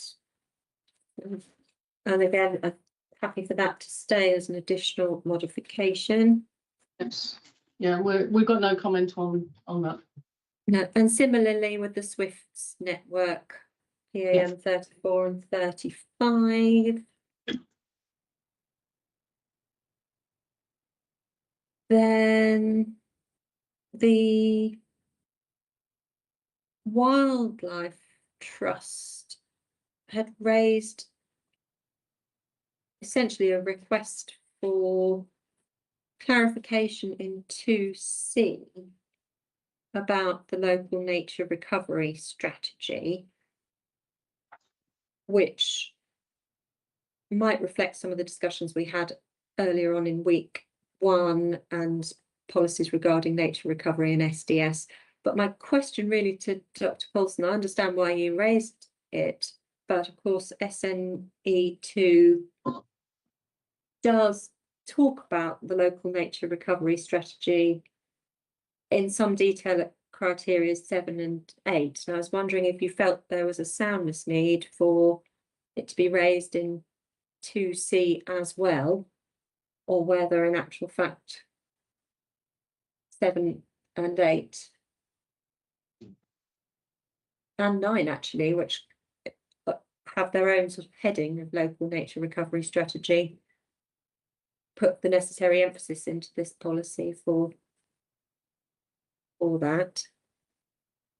I can see you're having a look, Dr. Paulson. So do you need a moment to look into that? Are you okay? It's been a while since when I first made those comments, I was just rechecking those. Yeah, I think it just sort of flagged in my mind, talking about Sandwell and the wider Black Country and the movement and migration of species, and that ties straight into LNRS. But you're right, it is pretty explicitly mentioned in 7, 8, and 9. Just checking the wording of that. Yeah, I think that's fine. So don't worry. Yeah, thank Okay, you. perfect. Okay. So unless anybody's got any other points to raise on the other specific criteria of this policy, I want to have a little bit more of a look at the proposed replacement site now. And the replacement site we've had a little bit about already, because Ms. Holt has just explained why that need to make a replacement came about after submitting the plan. The change was consulted upon as MM3 in document SAED 50. So that would see the Hill House Farm site removed, and we've just heard that's because it's going to be employed in other biodiversity related initiatives, which mean it's not actually suitable anymore for BNG.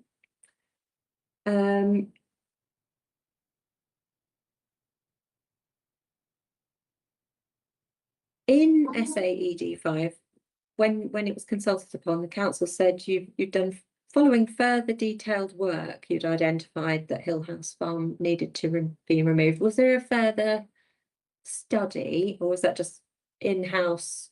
That's in-house. Yeah, I mean, so there's nothing else that I need in terms of evidence documents that I haven't got. Okay. Was just the realization that you've already spoken about, that the site was going to be doing other things. So originally in the BNG study, the 2023 study, Ray Hall was one of the various sites that was looked at alongside Hill House Farm. And I think you've probably explained actually that, because my question was going to be, well, why wasn't it included as a habitats bank site? Did it not perform as well, or did you deselect it because it wasn't as big as Hill House Farm? But actually you've already said, well, any of those suitable sites could have been selected. You've chosen the ones that were best related to the regeneration areas initially. Ray Hall doesn't offer quite such potential in terms of BNG uplift as you thought you were going to originally get from Hill House Farm, does it? From what you've already said, is it right that that's not necessarily a problem in terms of overall capacity, because you're providing these as almost a backstop for the system, because you don't know how much you're going to need, and if it then turned out that you needed more, presumably you would then look to other sites, whether or not they're the ones that are already been looked at in the BNG. So it's not going to be a problem that this one's smaller than the one it's replacing, essentially, in terms of BNG units. Yeah, absolutely. So I'm just having a quick look. Ray Hall Pastoral Land is actually part of a double act, if you like, with Hill Farm Bridge Fields. What we did to try and compensate for the loss of Hill House Farm was to link Ray Hall Pastoral Land and Hill Farm Bridge Fields together as one site. So there would be two sites would be brought forward as one site. And the reason for that was that both sites actually lie quite close to each other. There is a road running between them, but there is I think there's a band of woodland, certainly trees, that run sort of either side of that separation. They are linked, both fallow agricultural fields, I think, as I recall. It's been a long time. So there was merit in actually having both as a replacement for Hill House Farm. Ray Hall Pastoral Land was one that hadn't been taken to council previously, which is why it formed part of the modification.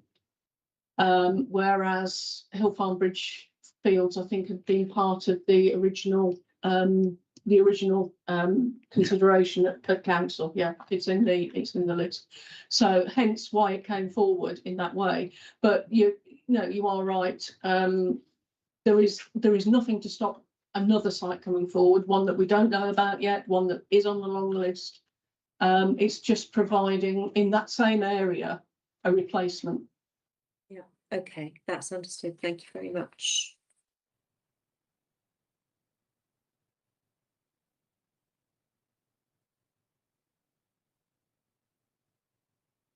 Okay.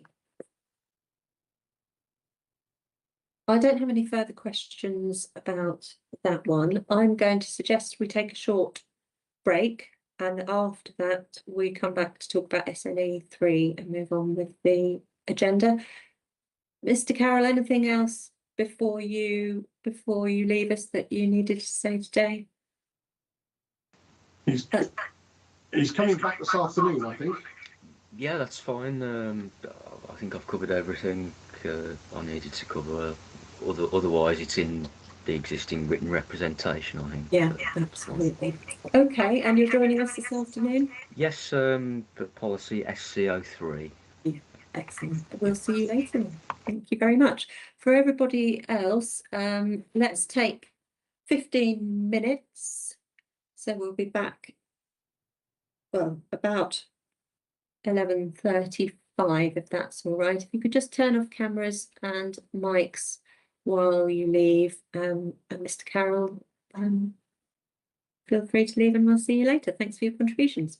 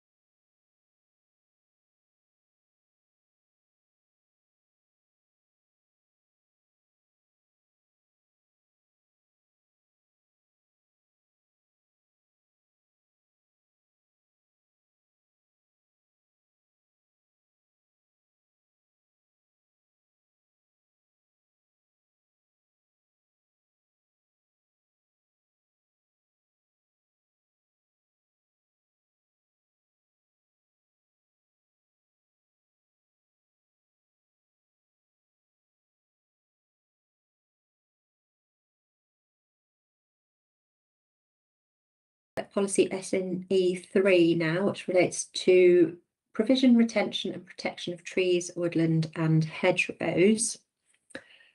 This is another one where the council's statement sets out a proposed modification, which is a modification to part 1 of policy, or is it the tree replacement?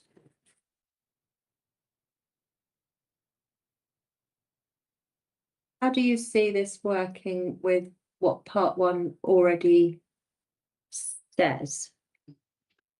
I think this modification came after our discussions in week 1, where it was suggested it would be a good idea to draw together all the elements of the policy that addressed tree replacement. So where and when and how many. So I would just see this as those paragraphs that I've indicated being moved to in front of the heading before the current part 1, retention and protection of ancient woodland. So I would literally just see those 4 paragraphs going in and then starting retention and protection and renumbering paragraph 1 as to paragraph 5. Okay, and that was when we were having discussions when the representative for Vulcan was present and raised, concerns about this. So we talked through briefly at that point in time. They had concerns about whether the policy should acknowledge that there might not be a justification for the retention for certain identified trees, presumably, poor quality, for example. And their view was that the standard requirement of if you lose one, you replace with at least 3. They felt that that should be informed by a site-specific assessment rather than being a specific ratio. Obviously, that is not what this does, because the modification retains what's in the submitted policy for that 1 for 3. And there, as I understand it, there are a couple of strands to that. One is making sure that if you replace a tree, if you put in 3, you've got a good chance that at least one of them might make it to maturity. And the other is your overall canopy cover ambitions. Is that right? That's right, yes. Yeah. Carry on. Sorry, I was just going to say the council, obviously the local plan is a spatial expression of a lot of council initiatives and strategies. One of the council's other strategies is the tree strategy, which has as one of its objectives the increase in canopy cover across Sandwell of 6%. Having a greater than 1-for-1 replacement ratio will not only address issues around BNG, but it will also help the council achieve that additional target. I think one thing I probably would like to sort of suggest at this point is that there's nothing in the policy that states that you have to replace 1 tree for 3 trees in exactly the same place. You would need perhaps to have 1 tree replacing the tree that was lost in that vicinity, but there might be a reason why that tree had to come down for whatever reason. But there's nothing to say you have to crowd 3 trees in together. You could have the other 2 trees somewhere else on the site or as part of, a wooden tree belt or something. So I think that's perhaps something just to sort of mention. The reason for 3 replacements, as you've rightly said, is that it allows for some flexibility in terms of if trees are lost during the establishment period, at least you've got additional trees to replace what's gone, or what's failed rather.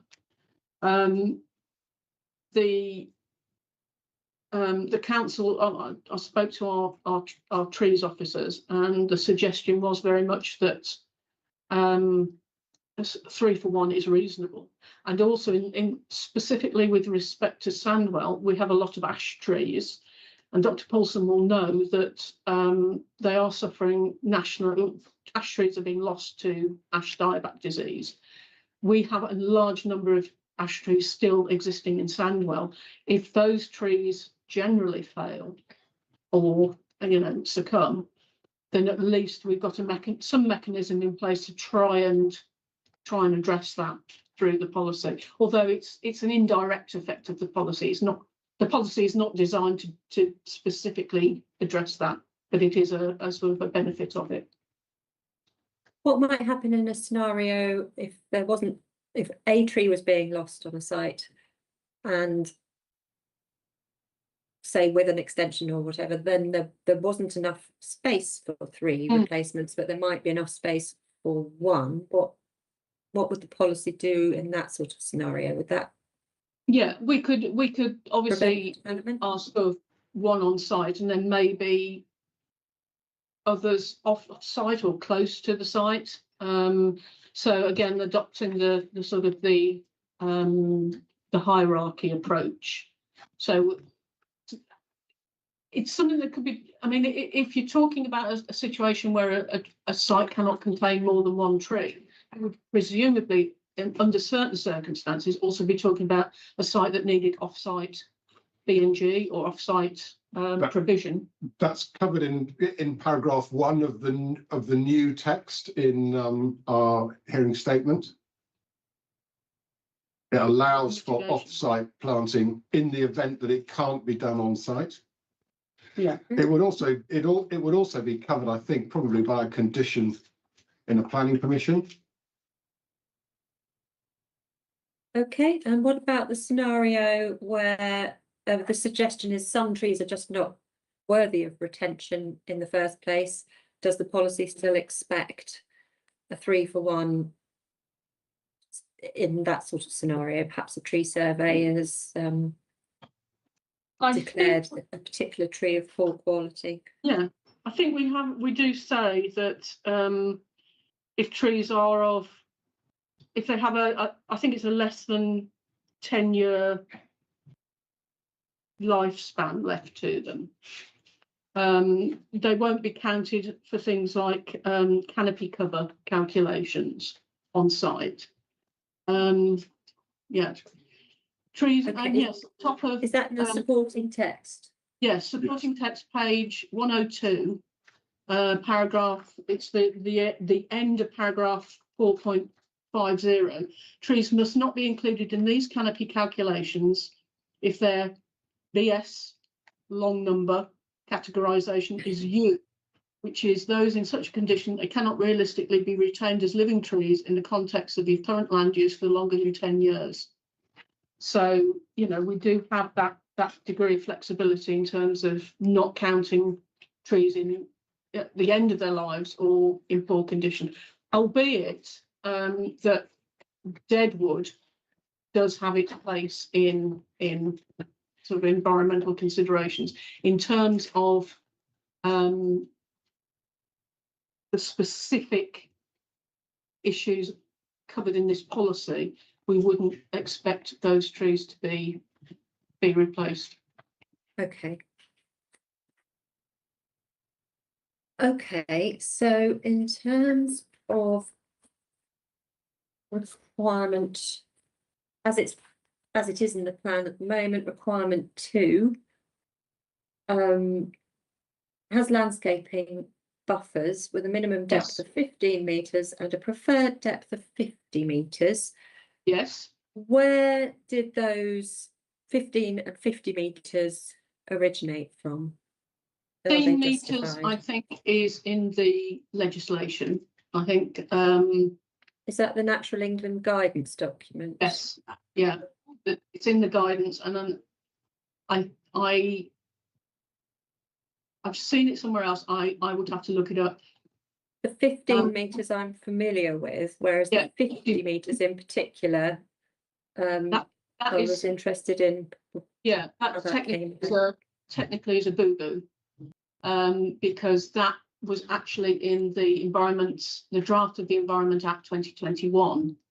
50-metre buffer around ancient woodland was suggested and formed part of one of the drafts of the bill, but was not taken forward by Parliament. So that's a legacy buffer, if you like. I mean, the way the policy is worded, we're saying a preferred depth. So we're not, it's not a sort of compulsory requirement. And it is something that the Woodland Trust, I think, do suggest as their preferred buffer. But if you were minded to provide additional clarification by removing that, then, you know, I think it's not in the legislation. So I wonder whether setting out what you prefer in this circumstance might be a job for the supporting text rather Yeah. than the policy criterion. Yeah. But of I course, mean, the minimum depth policy needs is a to be in minimum the depth. policy. Yeah. Yeah. Okay, so that is in. Let's hear from Dr. Paulson, please. Hi, sorry, just really quick, a quick comment from earlier. If a tree on a site fails, it can be part of a planning condition, as Mr. Richards suggested. There can be a planning condition that, you know, within 5 or 10 years, if that tree fails, it needs to be replaced, that kind of thing. Yeah, no, usually it's 5 years, but what this does is requiring 3 to 1.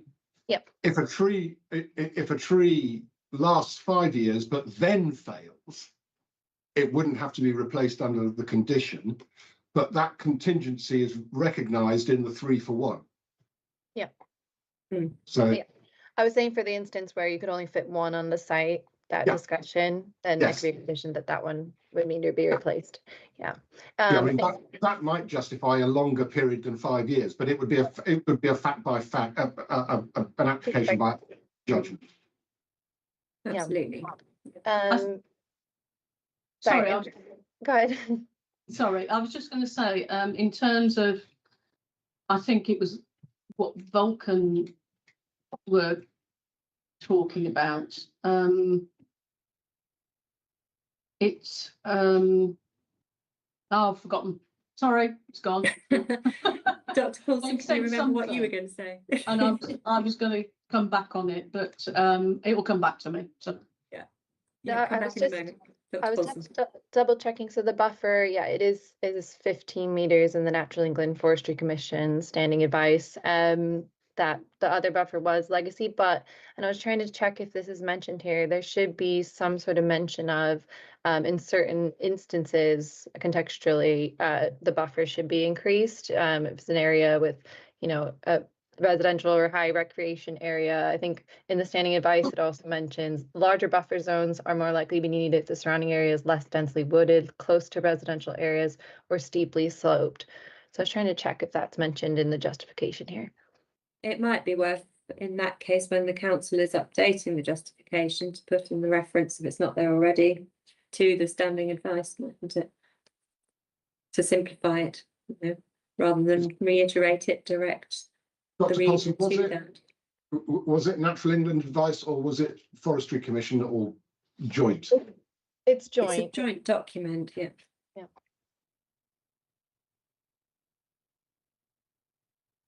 Okay, thank you for oh that. yes, I'm sorry. I just remembered what it was that I think Vulcan was saying, or our response to it. Anyway, they were talking about a site-by-site basis for looking at the number of replacement trees. Well, I think that would rather negate the idea of having a policy that sort of specified or suggested a fixed ratio. You would be going through the process for every single site you looked at.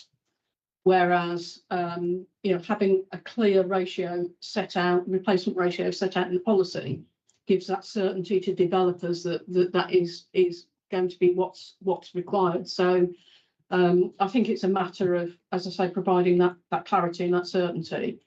And I understand why they are saying that, you know, they want it on a site-by-site basis. But I personally am happy with the way the policy is worded, because I think it gives that clarity and that certainty across the board. And we've talked about that there would be flexibility because there is the option to provide elsewhere if necessary, Yes. essentially, Yes. if that particular site can't accommodate it. But that would have to be justified by the developer on Yeah. a site-by-site On a basis. site-by-site basis, yeah.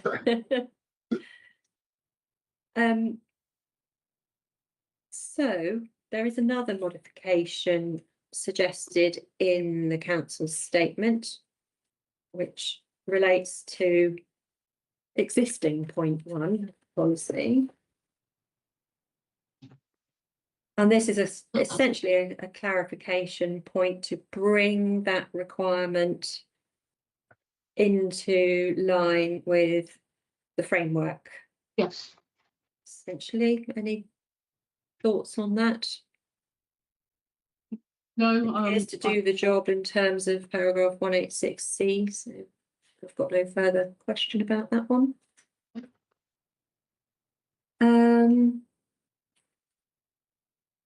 And then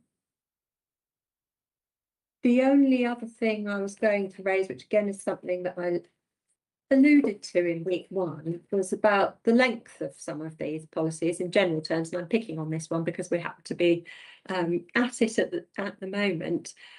And it's really about, obviously, no hard and fast rules for how long policy needs to be or mustn't be.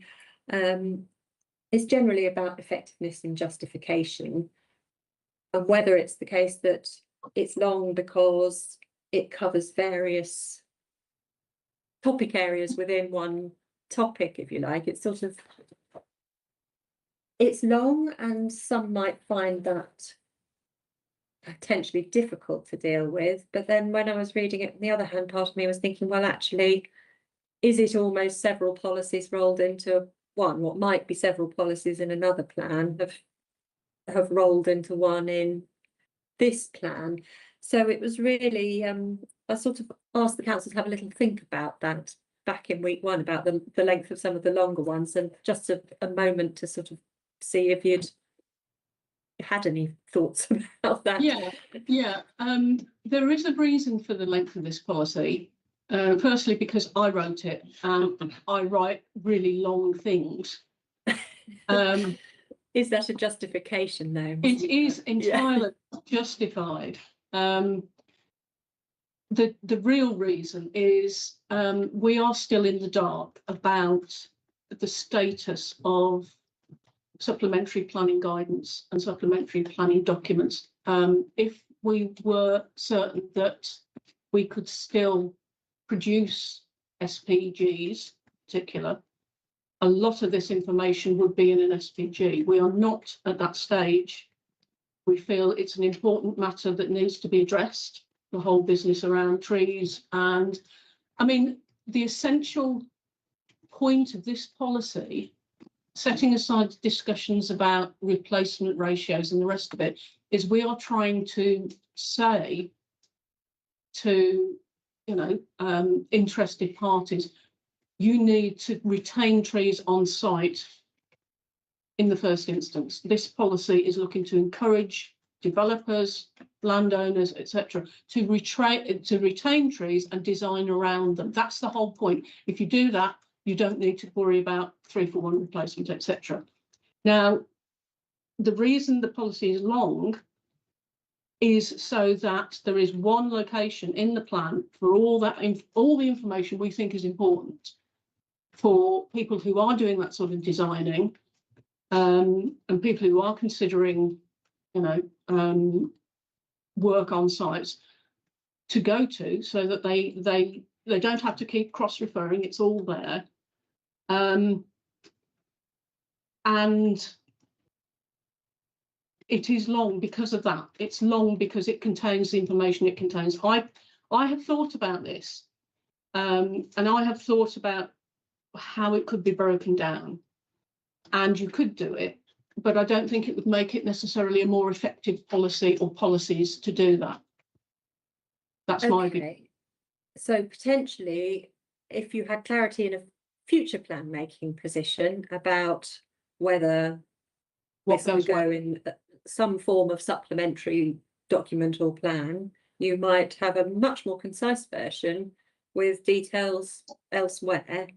Yeah. But at the moment, this is your safety Isn't it? net till Yeah. that scenario, essentially. It's why the council's done it. Okay. And also, it's a great policy, and it's, you know, it's well written. It's Is it yeah, a- is covers it- everything. Is it a legacy policy from the core strategy? No, No, no, it's a brand new. brand new invention. All handwritten by you, is it? It's a fine Okay. policy. Yeah, that's clear. Thank you very much. I might pick on one or two other policies in due course. Oh, in that's which fine, you case can the pick on council can those. advise whether the same justification applies in your view at that point in time. Okay, that is all I wanted to say about SNE 3.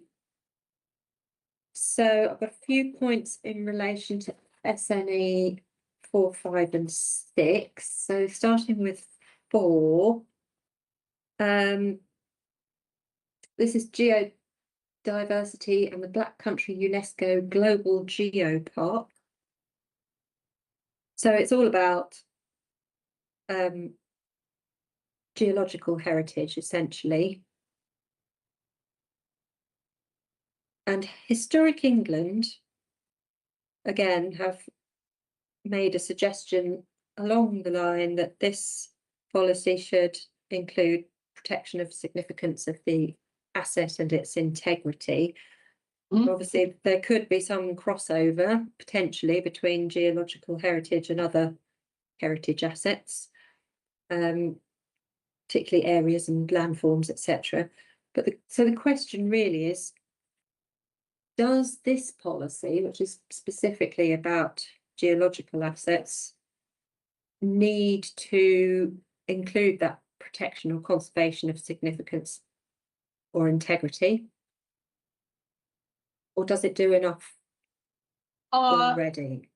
Again, as background, this is another legacy policy from the Black Country Plan. It was a policy that was drafted to apply to all 4 boroughs, and what was then fairly new status as a geopark. I think we're of the view that it does cover the requirements as far as the historic environment linked to geological issues goes. Footnote 89. Yes, I was going to say footnote Is, 89 talks about the environment, the sort of local importance for nature conservation and the sinks. A lot of sinks and slinks do have geological elements in them, which is why they are sinks and slinks. No, read on. Yeah. And or lie within Yeah. areas of significant historic value, such as conservation areas, registered parks and gardens, or other parts of the historic landscape. So those points are all there. And what's required by policy 2B is to give that a level of protection commensurate with its importance. So I think the point that Historic England are making is actually already in the policy. Yeah. The only other thing I thought, and I think we're sort of fairly flexible about it, is if you, Inspector, wanted to see footnote 89 included in the policy, you know, we could live with that. Yeah. Or yes, it would make it longer. Quite right. It would be a better policy if longer. Or And this one's quite short, links, so a specific link to the historic environment policies and vice versa. So actually put a reference in the policy to looking at the historic environment policies for further details, if that was helpful. I mean, I think the footnote is doing enough of a job, coupled with the wording of the policy as it is. There's a slight difficulty, I suppose, in that things like the significance test wouldn't necessarily apply to all geodiversity, would they? Whereas it does apply to all heritage assets. So I'm potentially minded to think that actually the policy does do enough as it is, because you need to be careful not to conflate the two. And as you say, there are separate policies for the historic environment, which, rather than put it in the policy, the supporting text would be the place to perhaps make that linkage, I would think. But does the, are you saying we need additional supporting text, or after discussion, are we happy with everything as it is? Just for my red pen's purpose. I'm just having a quick scan through the supporting text. I think it might be helpful to add a sentence or two as an additional modification, just to draw the cross-reference and the potential overlap, maybe. But I will leave that with the council.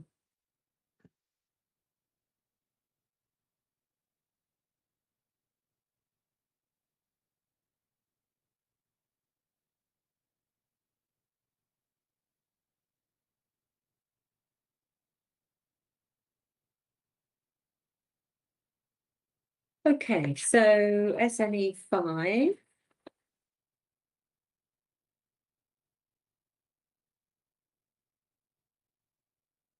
This one, CPRE were hopeful that the council would add in the date of the West Midlands structure plan to highlight how old the open space designation is for the Rolling Hills. Paragraph 486, and you've drafted a PAM for this one, PAM 39, which does exactly that as a clarification point. So happy with that as an additional modification. Was that PAM's 39. 39? PAM 39. Yeah. Yes. That can stay as a PAM. And then we come to canals, SNE 6. And this is another one which Vulcan had raised points about, and they're obviously not here to talk to those today. And in fact, they did recognise that they didn't think they were fundamental to soundness, but we'll just briefly talk through the headlines of them as I see it, were that they think the policy should specifically promote waterside and canal side views and opportunities for canal side development generally, and what that might do in enhancing non-car travel, etc. It seems to me that the policy is fairly supportive of canal side development as it is. I'm not clear when they talk about canal side views, and they can't clarify it for us today, but whether that was for the residents of a potential development and the views out, which I suspect is what it might be, because they'd linked it to sort of surveillance, designing out crime.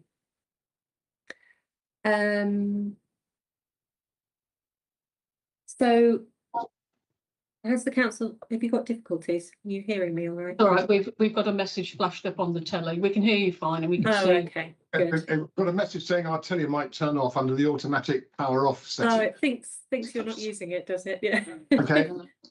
Haven't pressed the remote enough lately. Okay, we're back. I've got a different view now. I can now see Mr. Miller on screen as well. So, hello, Mr. Miller. Yeah. Good to see you. I'll free you from that.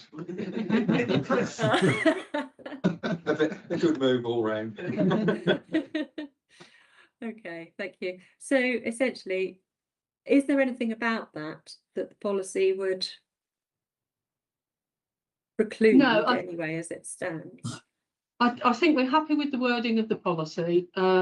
We have taken on board a number of comments on the policy. I think it's important to point out the fact that the Canal and River Trust are very happy with it.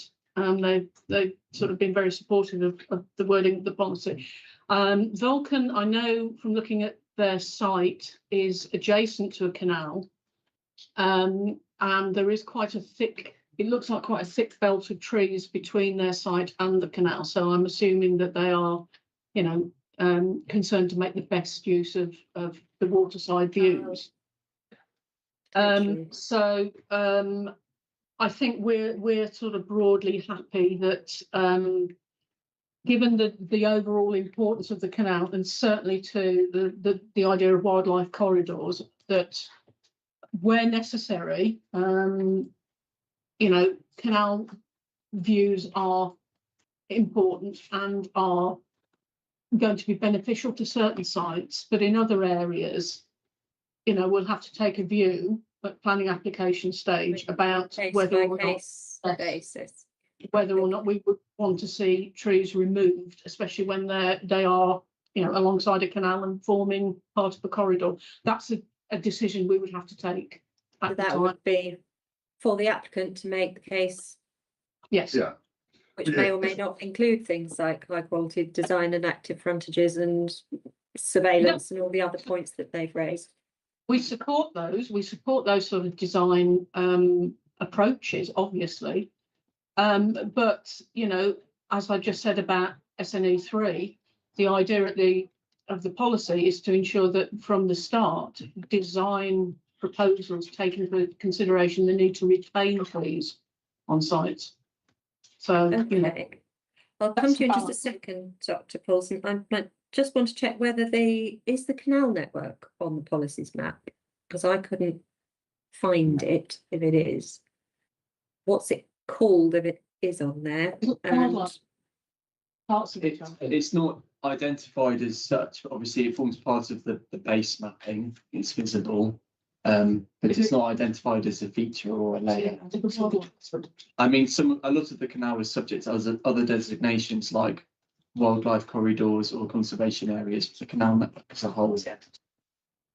okay, so is there any need for it to be identified sort of in its own right as a I think it's fairly obvious, as route? the Chairman said, that, you know, where it's on the map, it's obvious that it's a canal.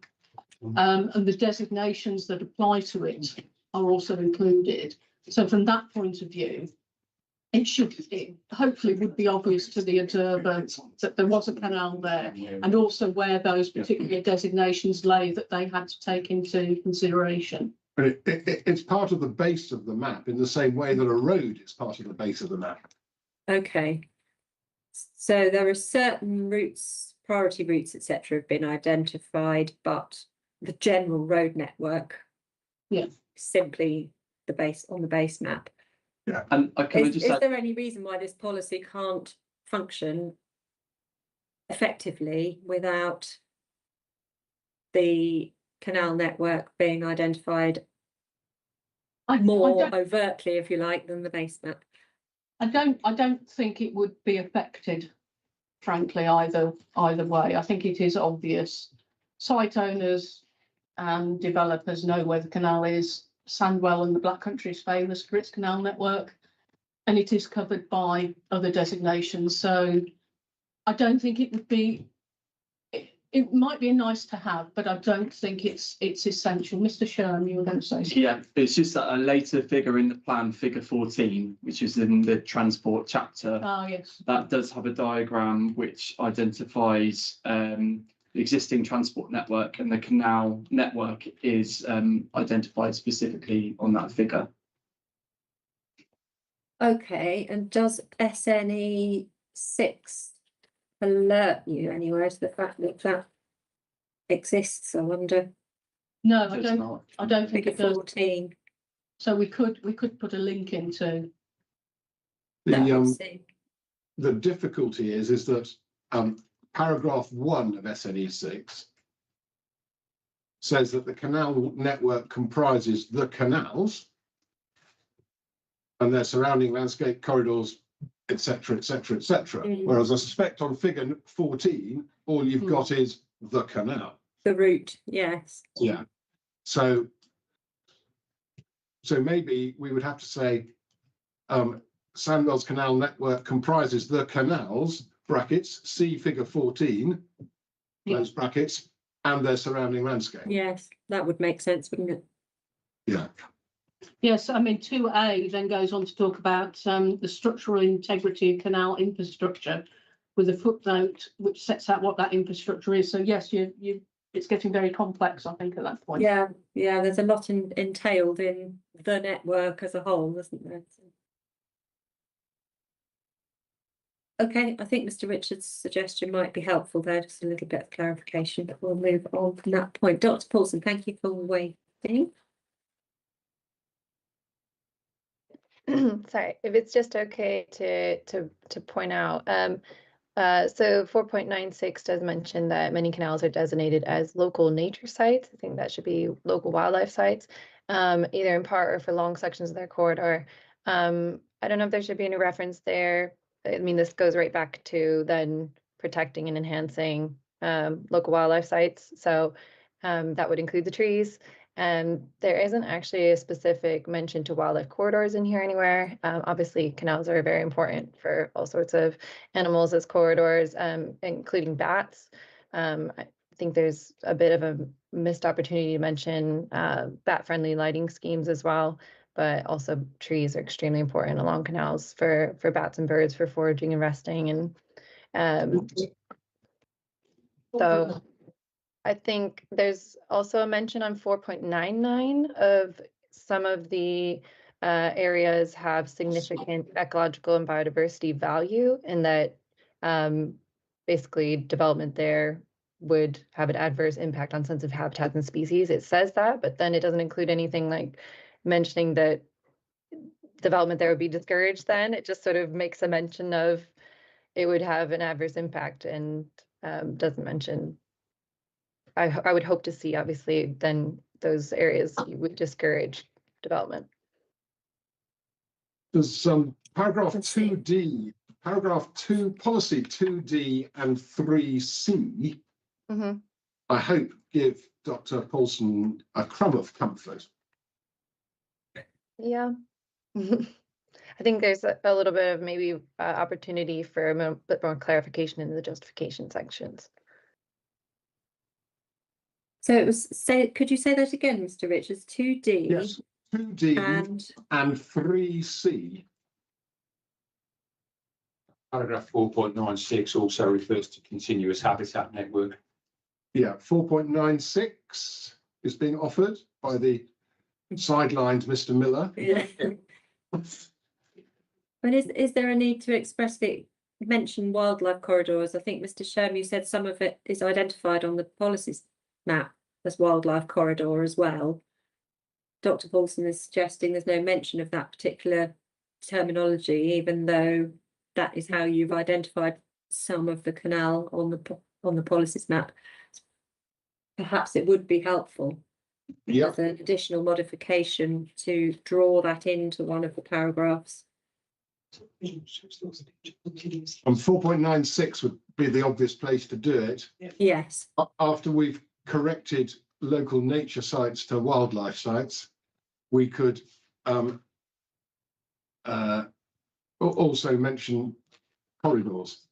Indeed.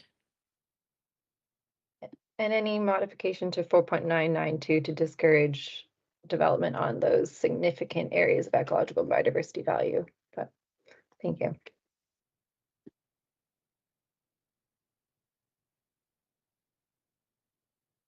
That would need to be obviously subject to assessment, but does the council have a view on whether you want to say anything in particular about where you've set up in 4.99 that could be concerning? Does that link into a policy point that might indicate that permission would not be forthcoming in those, not necessarily be forthcoming in those circumstances? Just link back to the 2B perhaps? What about saying to reopen them or intensify activity on these sections of the network without further assessment?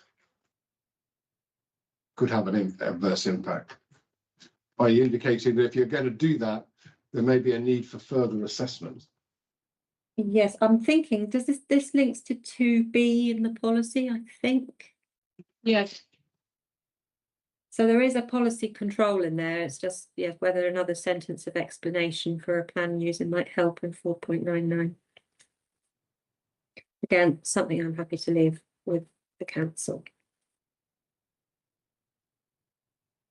I think the main perspective, I think we also just need to cross-check this against the transport policies on active travel, because most of the canal network is identified as potential active transport routes. And the requirement, the funding body often requires lighting, for instance. So there could be a potential tension there. I think we just need to cross-check it just to make sure there's no unintended tension between the two policies. Okay, that sounds like an action point then, so I'd need to. I'm not saying get it is. back to you. I just Yeah. want to go back. Yeah, you need to investigate. Just one point, Inspector. I was racking my brains because I knew we'd touched on the issues of lighting and things like this, but I couldn't find it in the policies we were just looking at. The policy SCO2 pollution control does talk about things like lighting pollution, artificial lighting, and the impact on nature conservation. And if you look at paragraphs 4.17 and 4.18 and probably 4.19, that does talk about needing to monitor and manage the impacts of things like lighting, which you might see along a canal towpath. That's 14.7. 14, what did I say? 4. No, I didn't. No, I didn't. Thank you. 14. Yeah, thank you for pointing that out. It is actually, as you mentioned, it's in 14.18. Yeah. Yeah. Thank you. It's another example. I think the plan needs to be read as a whole. Absolutely, yeah. Every policy can't say everything about everything, can it? Sometimes it's good to cross-reference in case, you know, there could be a cross-reference to that in the previous policy, but. We would end up with some very long policies if every policy said everything about everything. Good. The longer the better. We're not all champions of long policies, yeah. Missing out. Yeah. Okay, thank you very much. So, bit of a link, isn't it, really? The canal network is part of the historic environment, but it was in the natural environment policy section, but we're now going to move on to the policies that have been identified in the historic environment chapter of the plan. Some input again from Historic England in relation to the opening paragraphs, if you like, to the chapter. In particular, paragraph 4.108 talks about designated heritage assets, essentially, and they suggest that that should also reference non-designated heritage assets, given that they do also have protection. At the moment, that paragraph is focused really on the designated assets, but I thought we had a that. oh, you might do. Oh, we've got I've missed it if you have. I'm sure we had some a set of Yes, PAM 29. 29. Yes.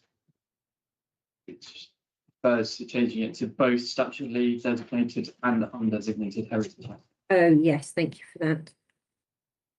And we also have an amendment suggested in the statement to SHE 1.3, which makes that same, that includes designated or non-designated as well.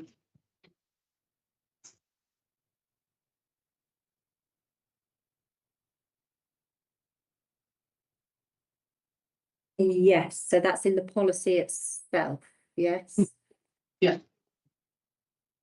I think there's a general point to be made here.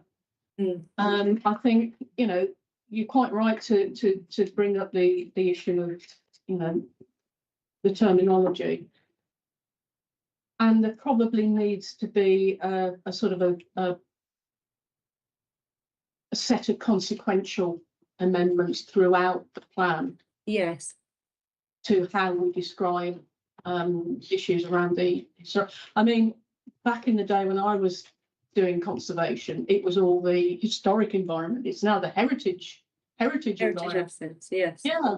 So I think it would be useful to just for us to go through the entire plan and pick up every aspect. Absolutely. Once you've drafted modifications, just to make sure, and I had written that down here, check terminology throughout relating to heritage assets stroke the historic environment.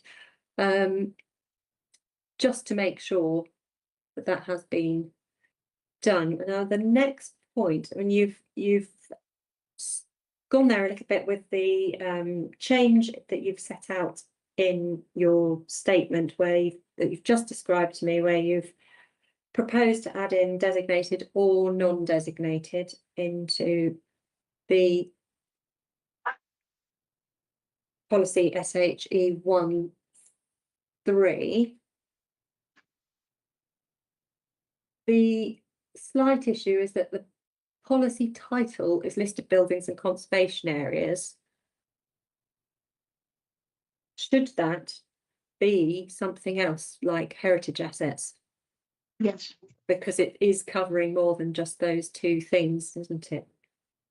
As I say, it's a hangover from long ago. Yes. Where everything was just listed buildings, conservation areas, or scheduled ancient monuments. So yes, that absolutely changed. Yeah, the terminology has changed, but obviously bringing that into line with the framework approach will address the various points that Historic England have made. There's, before we get further into the policy, 4.114 I was going to raise, because it says in the first line, harm to them should be wholly exceptional. But when you look at the framework, that's not always the case for every type of heritage asset.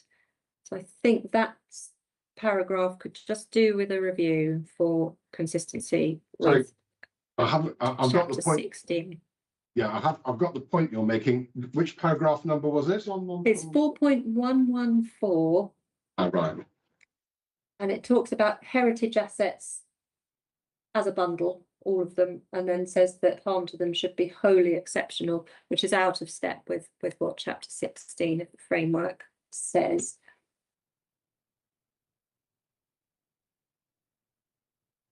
So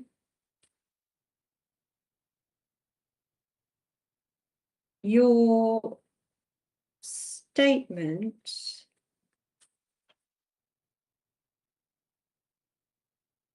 beyond adding in designated or non-designated to SH1 Part 3 is looking to explain really in a bit more detail the circumstances where a heritage impact assessment might be required. I've got no particular query about that, unless there's anything else you would need to tell me about it. No. Okay.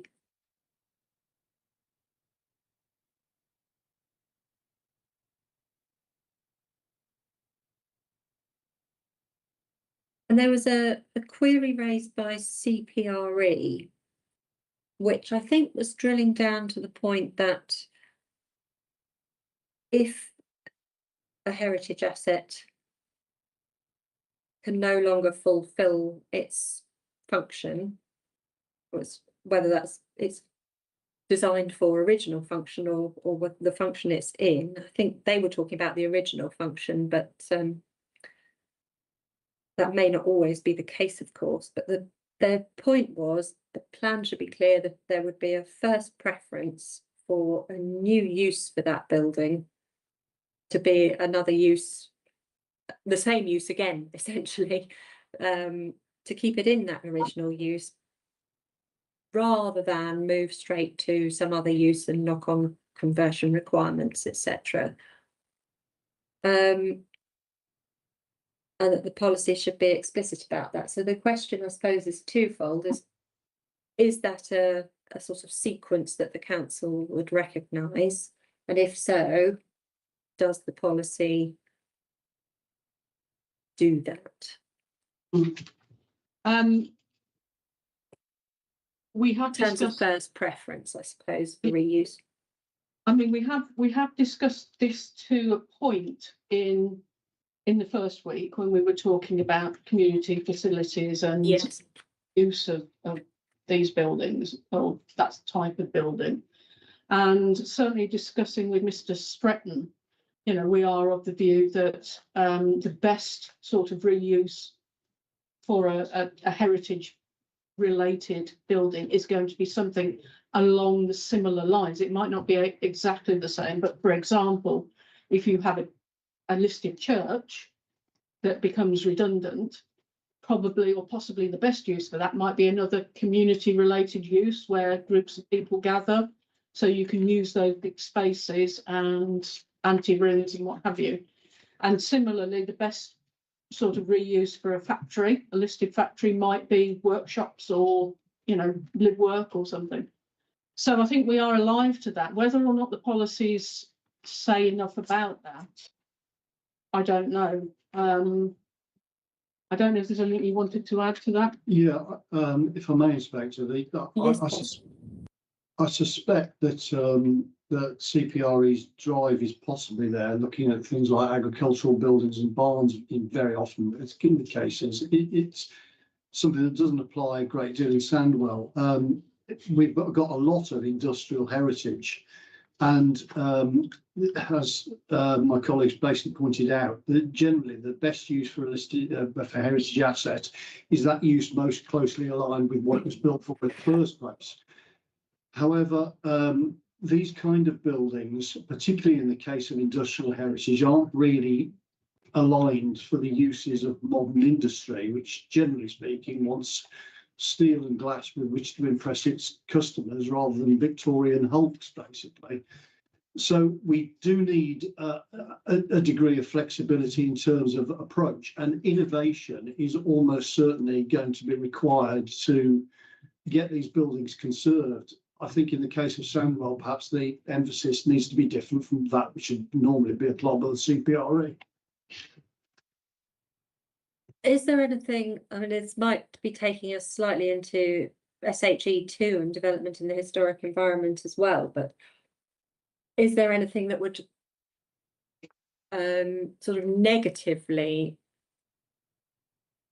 impact a proposal where that best use for a heritage asset being the closest to its original purpose was put forward? There's nothing to stop that happening, is there, in terms of policy expectation? No, and there's NPPF paragraph 208, which talks about securing optimum viable use.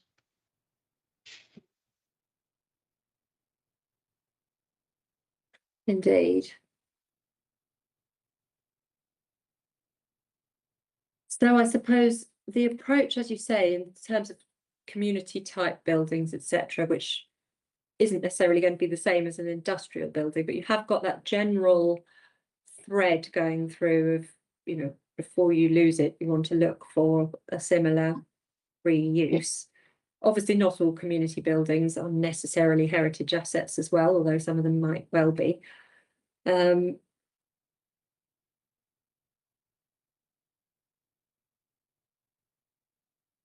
I think essentially, provided there's nothing that would prevent that use, and as you say, you've got a range of potential buildings that are not necessarily easy to find a reuse for. Perhaps the policy is broad enough to cater for all of those expectations as it needs to.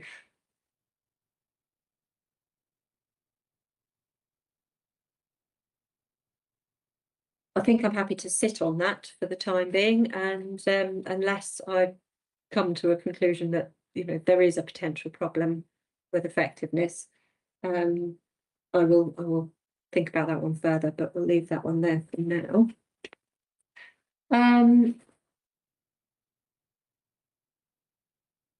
We've talked about the title. SHE1 Part 4, we've got a PAM 36 for that one, because essentially to change settings to significance. I think that's just correcting a drafting error essentially. Oh, Dr. Yes. Wilson, sorry, I've just seen your hands up. I hope you haven't been waiting too long.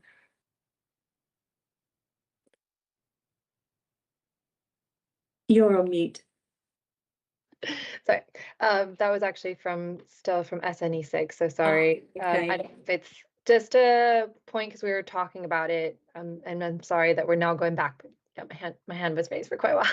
Oh, I'm so sorry, it's I okay, missed it's that. okay. I just wasn't sure if I then should put it down and wait till the end, but Yeah. so it was just, I think because we were talking about it, I think it would be really good on that. Sorry, we're going back now, but 2B of SNE6 to just cross-reference to policies SNE3 and SCO2, just to make it easier when people are looking at the canals policy, not having to look all through the document for other relevant, applicable policies. I think, you know, there's another subsection in there, like I think it's 3H, where there's a cross-reference to different policies. So I think 2B would also be a good part to sort of cross-reference to those, including that light pollution one. But sorry, now we're going back. No, that's fine. I'm sure the council can still remember that discussion from a few minutes ago.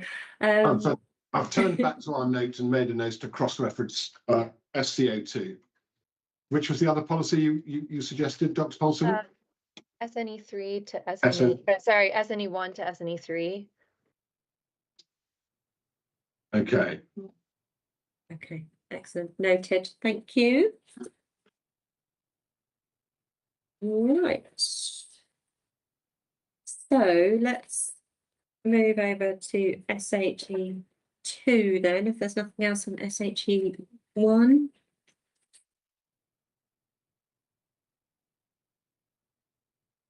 Now, this is a policy that Historic England thought needed a clause similar or to clause 2 that's already in SHE1.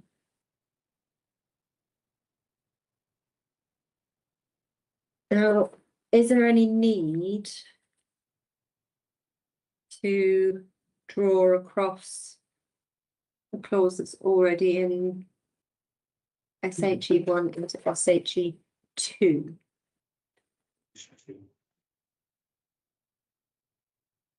So I think the council's position was that you could rely on SHE1 because that's your wider historic environment policy. I wonder whether part of the concern came out of the fact that it's titled listed buildings and conservation areas rather than the whole range of heritage assets, but we've already talked about addressing that. No, I think we're happy that we've covered that, as you say, in the headline policy.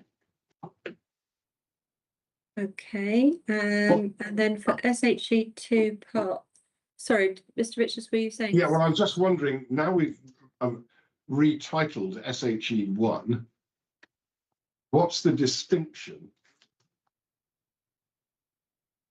between the subject matter of SHE1 and the subject matter of SHE2? I think SHE2, as it says, is more about development and development proposals. Okay. SHE3 is called at the moment locally listed buildings, but I think that can go to non-designated heritage assets if we've. Yeah, we're suggesting that. Yeah. Yeah. So I personally think development in the historic environment describes what the policy is about. Okay.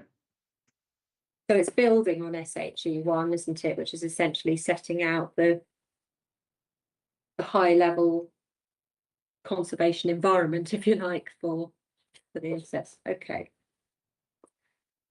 SHE2 part 3. There's a PAN for that one, which is PAN 37 to add the word all for all heritage assets that contribute positively. I mean, that, because it's changing policy wording, would need to go on the MM's list, but I don't see a problem with that if it helps to make the policy clearer.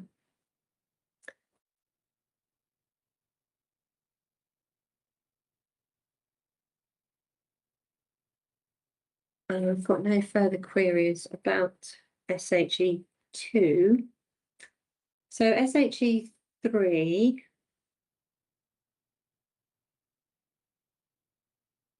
you've, as you say, suggested renaming that non-designated heritage assets, which makes sense to incorporate not just those that have been identified on a local list.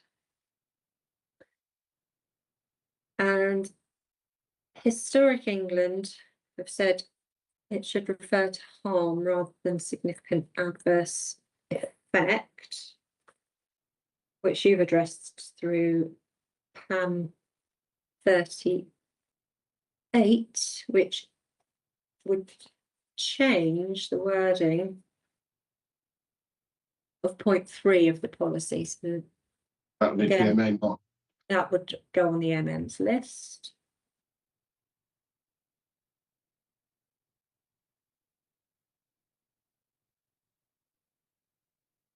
And then my question 4.6 covered how the natural environment and historic environment policies would work together and whether they're internally consistent and compatible, and is it clear enough to developers what to do with them so that they operate together and suitably flexibly together, which was something that the HBF raised as a concern. We've sort of talked about that inadvertently through the discussions this morning about cross references and cross linkages between the two.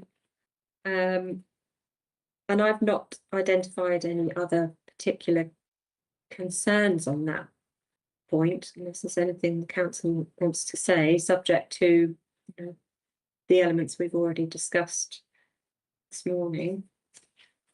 I think not. I think it's very clear. The guidance makes it very clear under what circumstances and what weight we need to give to certain aspects of both the historic environment and the natural environment. It's a stinker of a question to try and weigh up, though, because it is really difficult. If we were put on the spot, it would be very difficult to make that judgment, but we would make it, and we would make it based on what the guidance says. So I think in terms of the policies, we have the tools to make that decision, to weigh those aspects in the balance.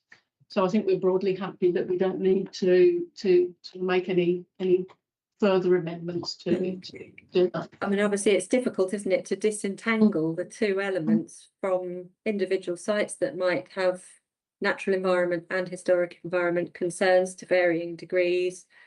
And as I said, with that sort of segue between the canals policy it's landed in the natural environment section, but could equally potentially have been in the historic environment section, because there are elements of both, which is why they need to work side by side, isn't it? Okay, so that brings us to, I've got no specific questions about SHE4. Paulson. Dr. Paulson's got a Paulson. hand up. Yeah. Sorry, thank you. On that, in terms of the compatibility, and like we mentioned, just making sure the two are kind of taken together, I think including some sort of cross-referencing, I was just looking through to see if there's kind of a natural place to cross-reference to the environmental policies in the heritage ones. Maybe I don't know, SHE 1, 2, maybe, I don't know, but maybe looking through if there's anywhere where there'd be kind of a natural cross-reference could be good, or some sort of like overarching clause somewhere stating that they should be addressed in an integrated manner, maybe.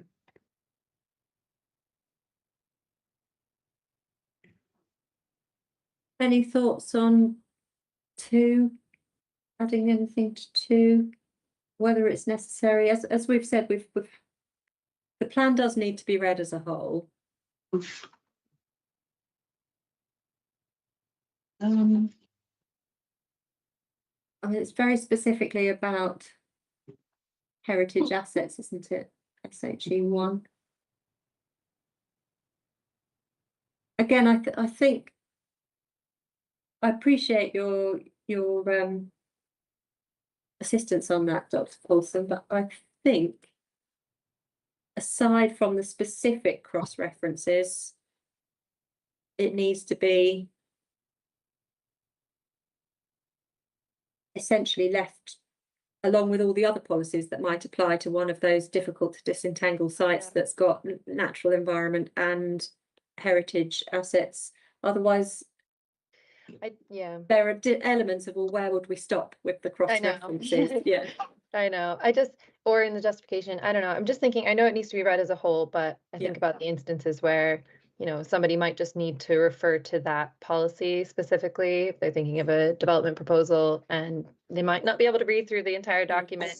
So if it's something very minor, like these should be considered together with, in the justification, considered together with. Well, 4.109, Okay. I think, makes a good stab at it. Bottom of page 116. Okay. Talks about a holistic approach to the built and natural environment, quality of life in the Black Country, etc. Yeah. And it talks about heritage assets. Can I just add something? I have just spotted the biggest typo that I have seen in this plan, and I have pointed out then. Most of it. Paragraphs 109 and 126 are the same paragraph. 4109 and 4126. I think something was meant to be deleted and didn't get deleted. This is the printed copy I'm reading here. Yeah. It is exactly the same. It is the same paragraph. Okay. Well, Dr. Paulson can take her pick. One of those has to go. One of those can go. Okay. I don't mind which. It's sort of equally relevant in either location. I'll leave that with the council to decide. Advocating for a shorter plan, Sam. A whole paragraph shorter. I have no. Okay. So I had nothing else on SHE4, which is the archaeology policy, and it's the last one in the chapter. So unless there are any other comments from anybody on policies we've talked about today, or any modifications we haven't discussed, Dr. Paulson. Yeah, sorry. We're going quite quick through them earlier, and sorry if I missed the chance of when it should have kind of been mentioned. I don't know. I think we kind of moved on quickly, but I understand why. It's this timing and Yeah. everything. So it's actually back at SNE1. SNE1, yeah. It's just criterion 3. Sorry, sorry to take everything back. That's fine. This This is the opportunity to do it. Thanks. So, I mean, just given that this one's about nature conservation, and it kind of does specifically mention species there, but I'm just wondering why habitats aren't included there. I know habitats are part of SNE2, but that one's so specific to B&G. I think this is a kind of the right place to mention habitats as well, because you've got irreplaceable habitats and priority habitats that also deserve protection outside or irrelevant of B&G, if that makes sense. So I think habitats should also be included in the nature conservation policy in terms of species and habitats that are protected or rare, or priority, if you want to say it like that. You got priority habitats and species that directly links to Section 41 of the NERC Act 2006. Other material considerations are the MPPF, the 2023 one. Development causing loss or deterioration of irreplaceable habitats should be refused. So, and then Section 41 of the NERC Act lists habitats and species of principal importance, or also called priority habitats, should guide public authorities in planning decisions. So I just think that habitats shouldn't only be left to SNE2. I think they should be mentioned here as well. Yeah, okay. That's a helpful point. Thank you very much. Over to the council. What do you think about potential main modification to 3 to expand it to habitats? Yes, there's no objection in the room here. Okay, I think it's a good idea. Put that one on the list. Yeah. Yeah. Okay. Thank you. Okay, said everything that you wanted to say then now. Anything else? Sorry, one more. Then there's also I think there's just a bit of kind of funny wording. So I think, so criterion 4 said about the wording of outweighing the importance of, it says local nature conservation sites, but then it says species, habitat, or geological value. It's just a bit kind of awkward a little bit in the wording there. Because I don't know what I mean by the importance of species, habitat, or geological feature. I don't know. Importance of, I mean, I don't know, a species, habitat, or geological feature. I mean, it's just a bit unclear there. What species or habitats are you referring to there? I mean, that just sounds like any. So it's a little bit unclear. I suspect it's protected species. Okay, it's just a little unclear in the wording there, that's all. Is 4 directly linked to 3 essentially? Is that how the policy works? Okay. Yeah, Okay. And then the last one. Does that need to be slightly clearer, maybe? we could join them together. Yeah, we could add the word protected in front of Or we species could add- habitat. Yeah, or we could add the word protected in front of species. Or priority, just because that makes it more linked to section 41, because if that's okay. Give us priority. We'll look into it. We'll look at that. yeah, look at that and make sure that that 4 sort of runs on from Yeah. 3 if the 2 are directly linked. Okay, The any more, last, Dr. Paulson? Yeah, one yeah, more. sorry, the last one. I think this is also SNE1, or sorry, no, is it SNE? It's one of the justification sections. I'm just trying to figure out, maybe it's SNE2, 4.7. Which justification section are we on here? So there's 4.7. I can't tell if this is, I think this is SNE1. Okay, SNE1 4.7. It mentions creating a richer and more sustainable wildlife and geology. I think that's also a little bit unclear. I would suggest maybe creating a richer and more sustainable ecological and geological environment. Yeah, Because I think that's fair. I think that's a typo. okay, thank you. So that was just a little unclear. That's the last thing. Lovely. Thank you very much for your input. Okay, I'll leave that one with the council as an additional mod, just to check the wording of 4.7. Anybody else got any last thoughts or comments, Mr. Richards? Just one thing, I've looked at the list of participants for the rest of the week, and this, I think, may be Dr. Paulson's final appearance in this round of hearings. If it is, we'd just like to thank her very much for her constructive approach to the oral sessions of your examination. We've much appreciated it. Thank Of you. course, thank you. Yeah, it is my last one. So thank you all too for letting me participate. Thank you very much. Okay, Mr. Richards, we're approaching our lunch break, obviously. Do you need to would you like us to do a run through of the MMs, or? There's quite a lot of them, so Yeah, yes, would that might you- be prudent. I think we're starting again at 2 o'clock, so we have got a few minutes. We've got some leeway. Yeah, okay, so going back to the start of the morning at SNE 1, we are going to mention the habitats regs in the explanatory text at either 4.2 or 4.3 as an additional mod. In policy 1.5, we're going to adopt the suggested modification in our statement as a main mod.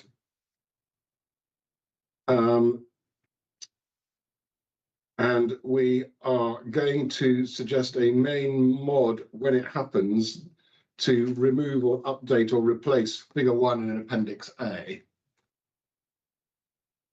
Policy 1.7, we're going to do a main mod as suggested in our hearing statement. And we are going to do some changes to the explanatory text to explain that we're going to delete the references to downgrading or deleting sinks or slinks and simply say that they may be amended. Mhm. And the explanatory text will also be explaining that the mitigation strategy required will be based on the current value of the site reflecting NPPF 186A. We're going to also add in the explanatory text to policy 1.7 a reference to potential sites of importance, and that these should be assessed as part of the planning application. In SNE 2, we're going to have a main mod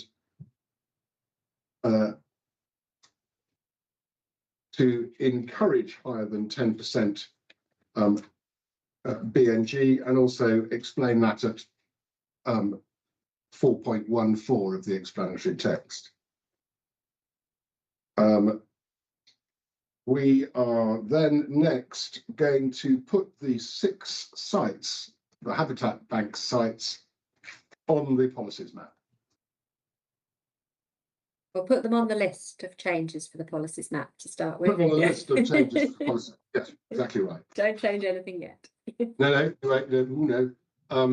Then figure 2 in appendix A, which was the long list of sites, will also be replaced or even removed. Yeah. We'll decide which. And we're going to ensure some consistency of reference to, quote, habitat banks, both in SNE 2 and on the policies map.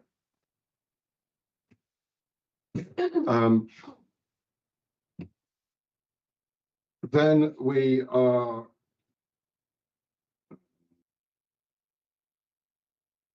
going to do an additional modification to SNE 2 and it's an explanatory text, to make reference to the perils and pitfalls of early site clearance, resulting in an assessment, a BNG assessment against a 2020 baseline.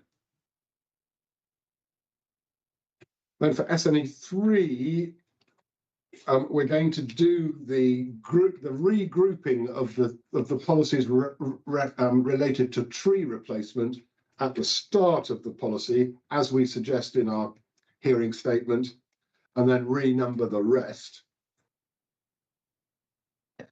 But then there will also be some main mods to existing numbers 3.2, removing the preferred 50-metre depth to the explanatory text, and cross-referencing the Natural England Forestry Commission joint advice. To existing 3.1, we're going to do a main mod to bring it in line with NPPF 106C.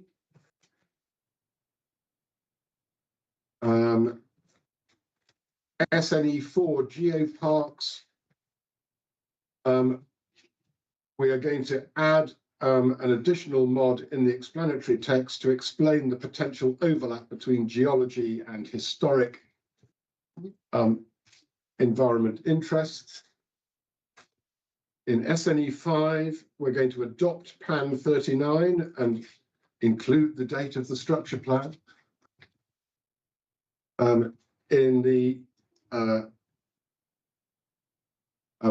SNE6, we're going to add a reference in at paragraph 6.1 to figure 14 in brackets. In 4.96, we're going to do a PAM to delete reference to nature sites and replace them with reference to wildlife sites and corridors. In 4.99, we're going to do an additional mod to note that ecological assessment may be needed prior to the reopening of canals. And we're going to check whether there's any inconsistency with the active transport promotion of canal networks policies. We are going to cross-reference in SNE 6.2b policy SCO2, and we are going to cross-reference SNE 1 to SNE 3. Breathing there and moving on to the historic environment. We're going to adopt the PAM 29 changes to paragraph 4.108 to include references to non-designated. Policy SHE 1.3, we're going to do the main mod suggested in our hearing statement. And we're going to change the title of SHE1 to heritage. And as a side note, we're going to check the terminology heritage, historic environment throughout this chapter and indeed throughout the plan. In paragraph 4.114, we're going to address the quote, wholly exceptional reference and check that that's all consistent with the framework. We're going to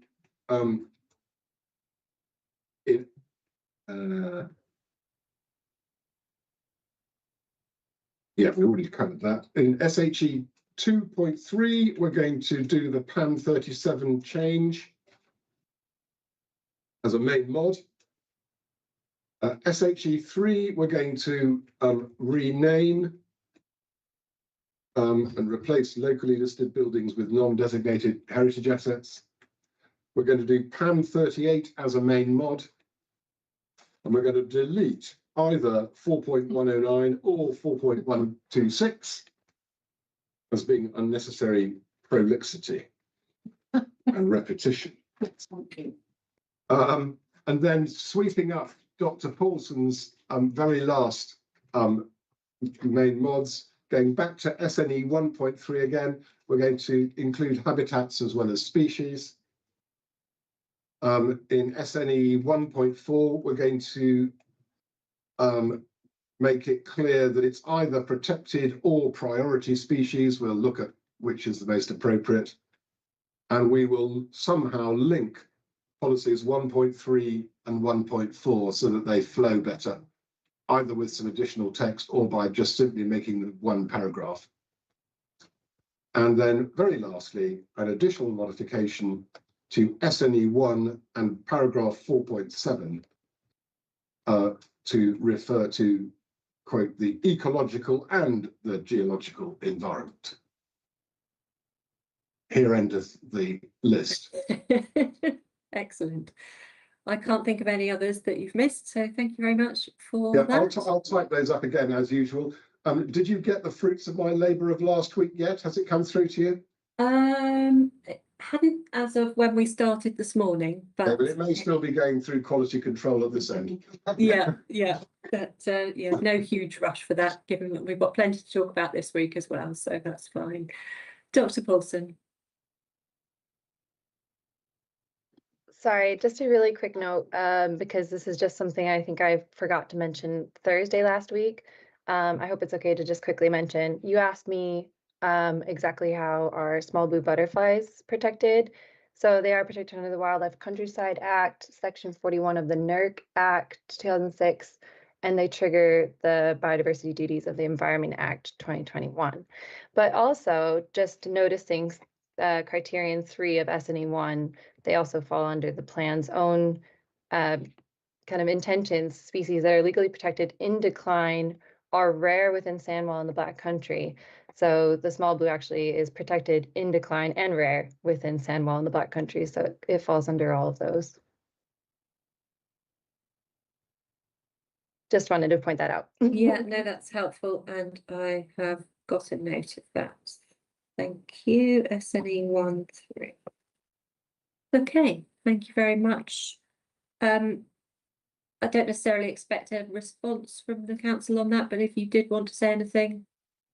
I'm sure that Dr. Paulson has had ducks in a row and is entirely accurate in what she said. Okay, thank you very much. So that brings us to the end of natural environment and historic environment policies.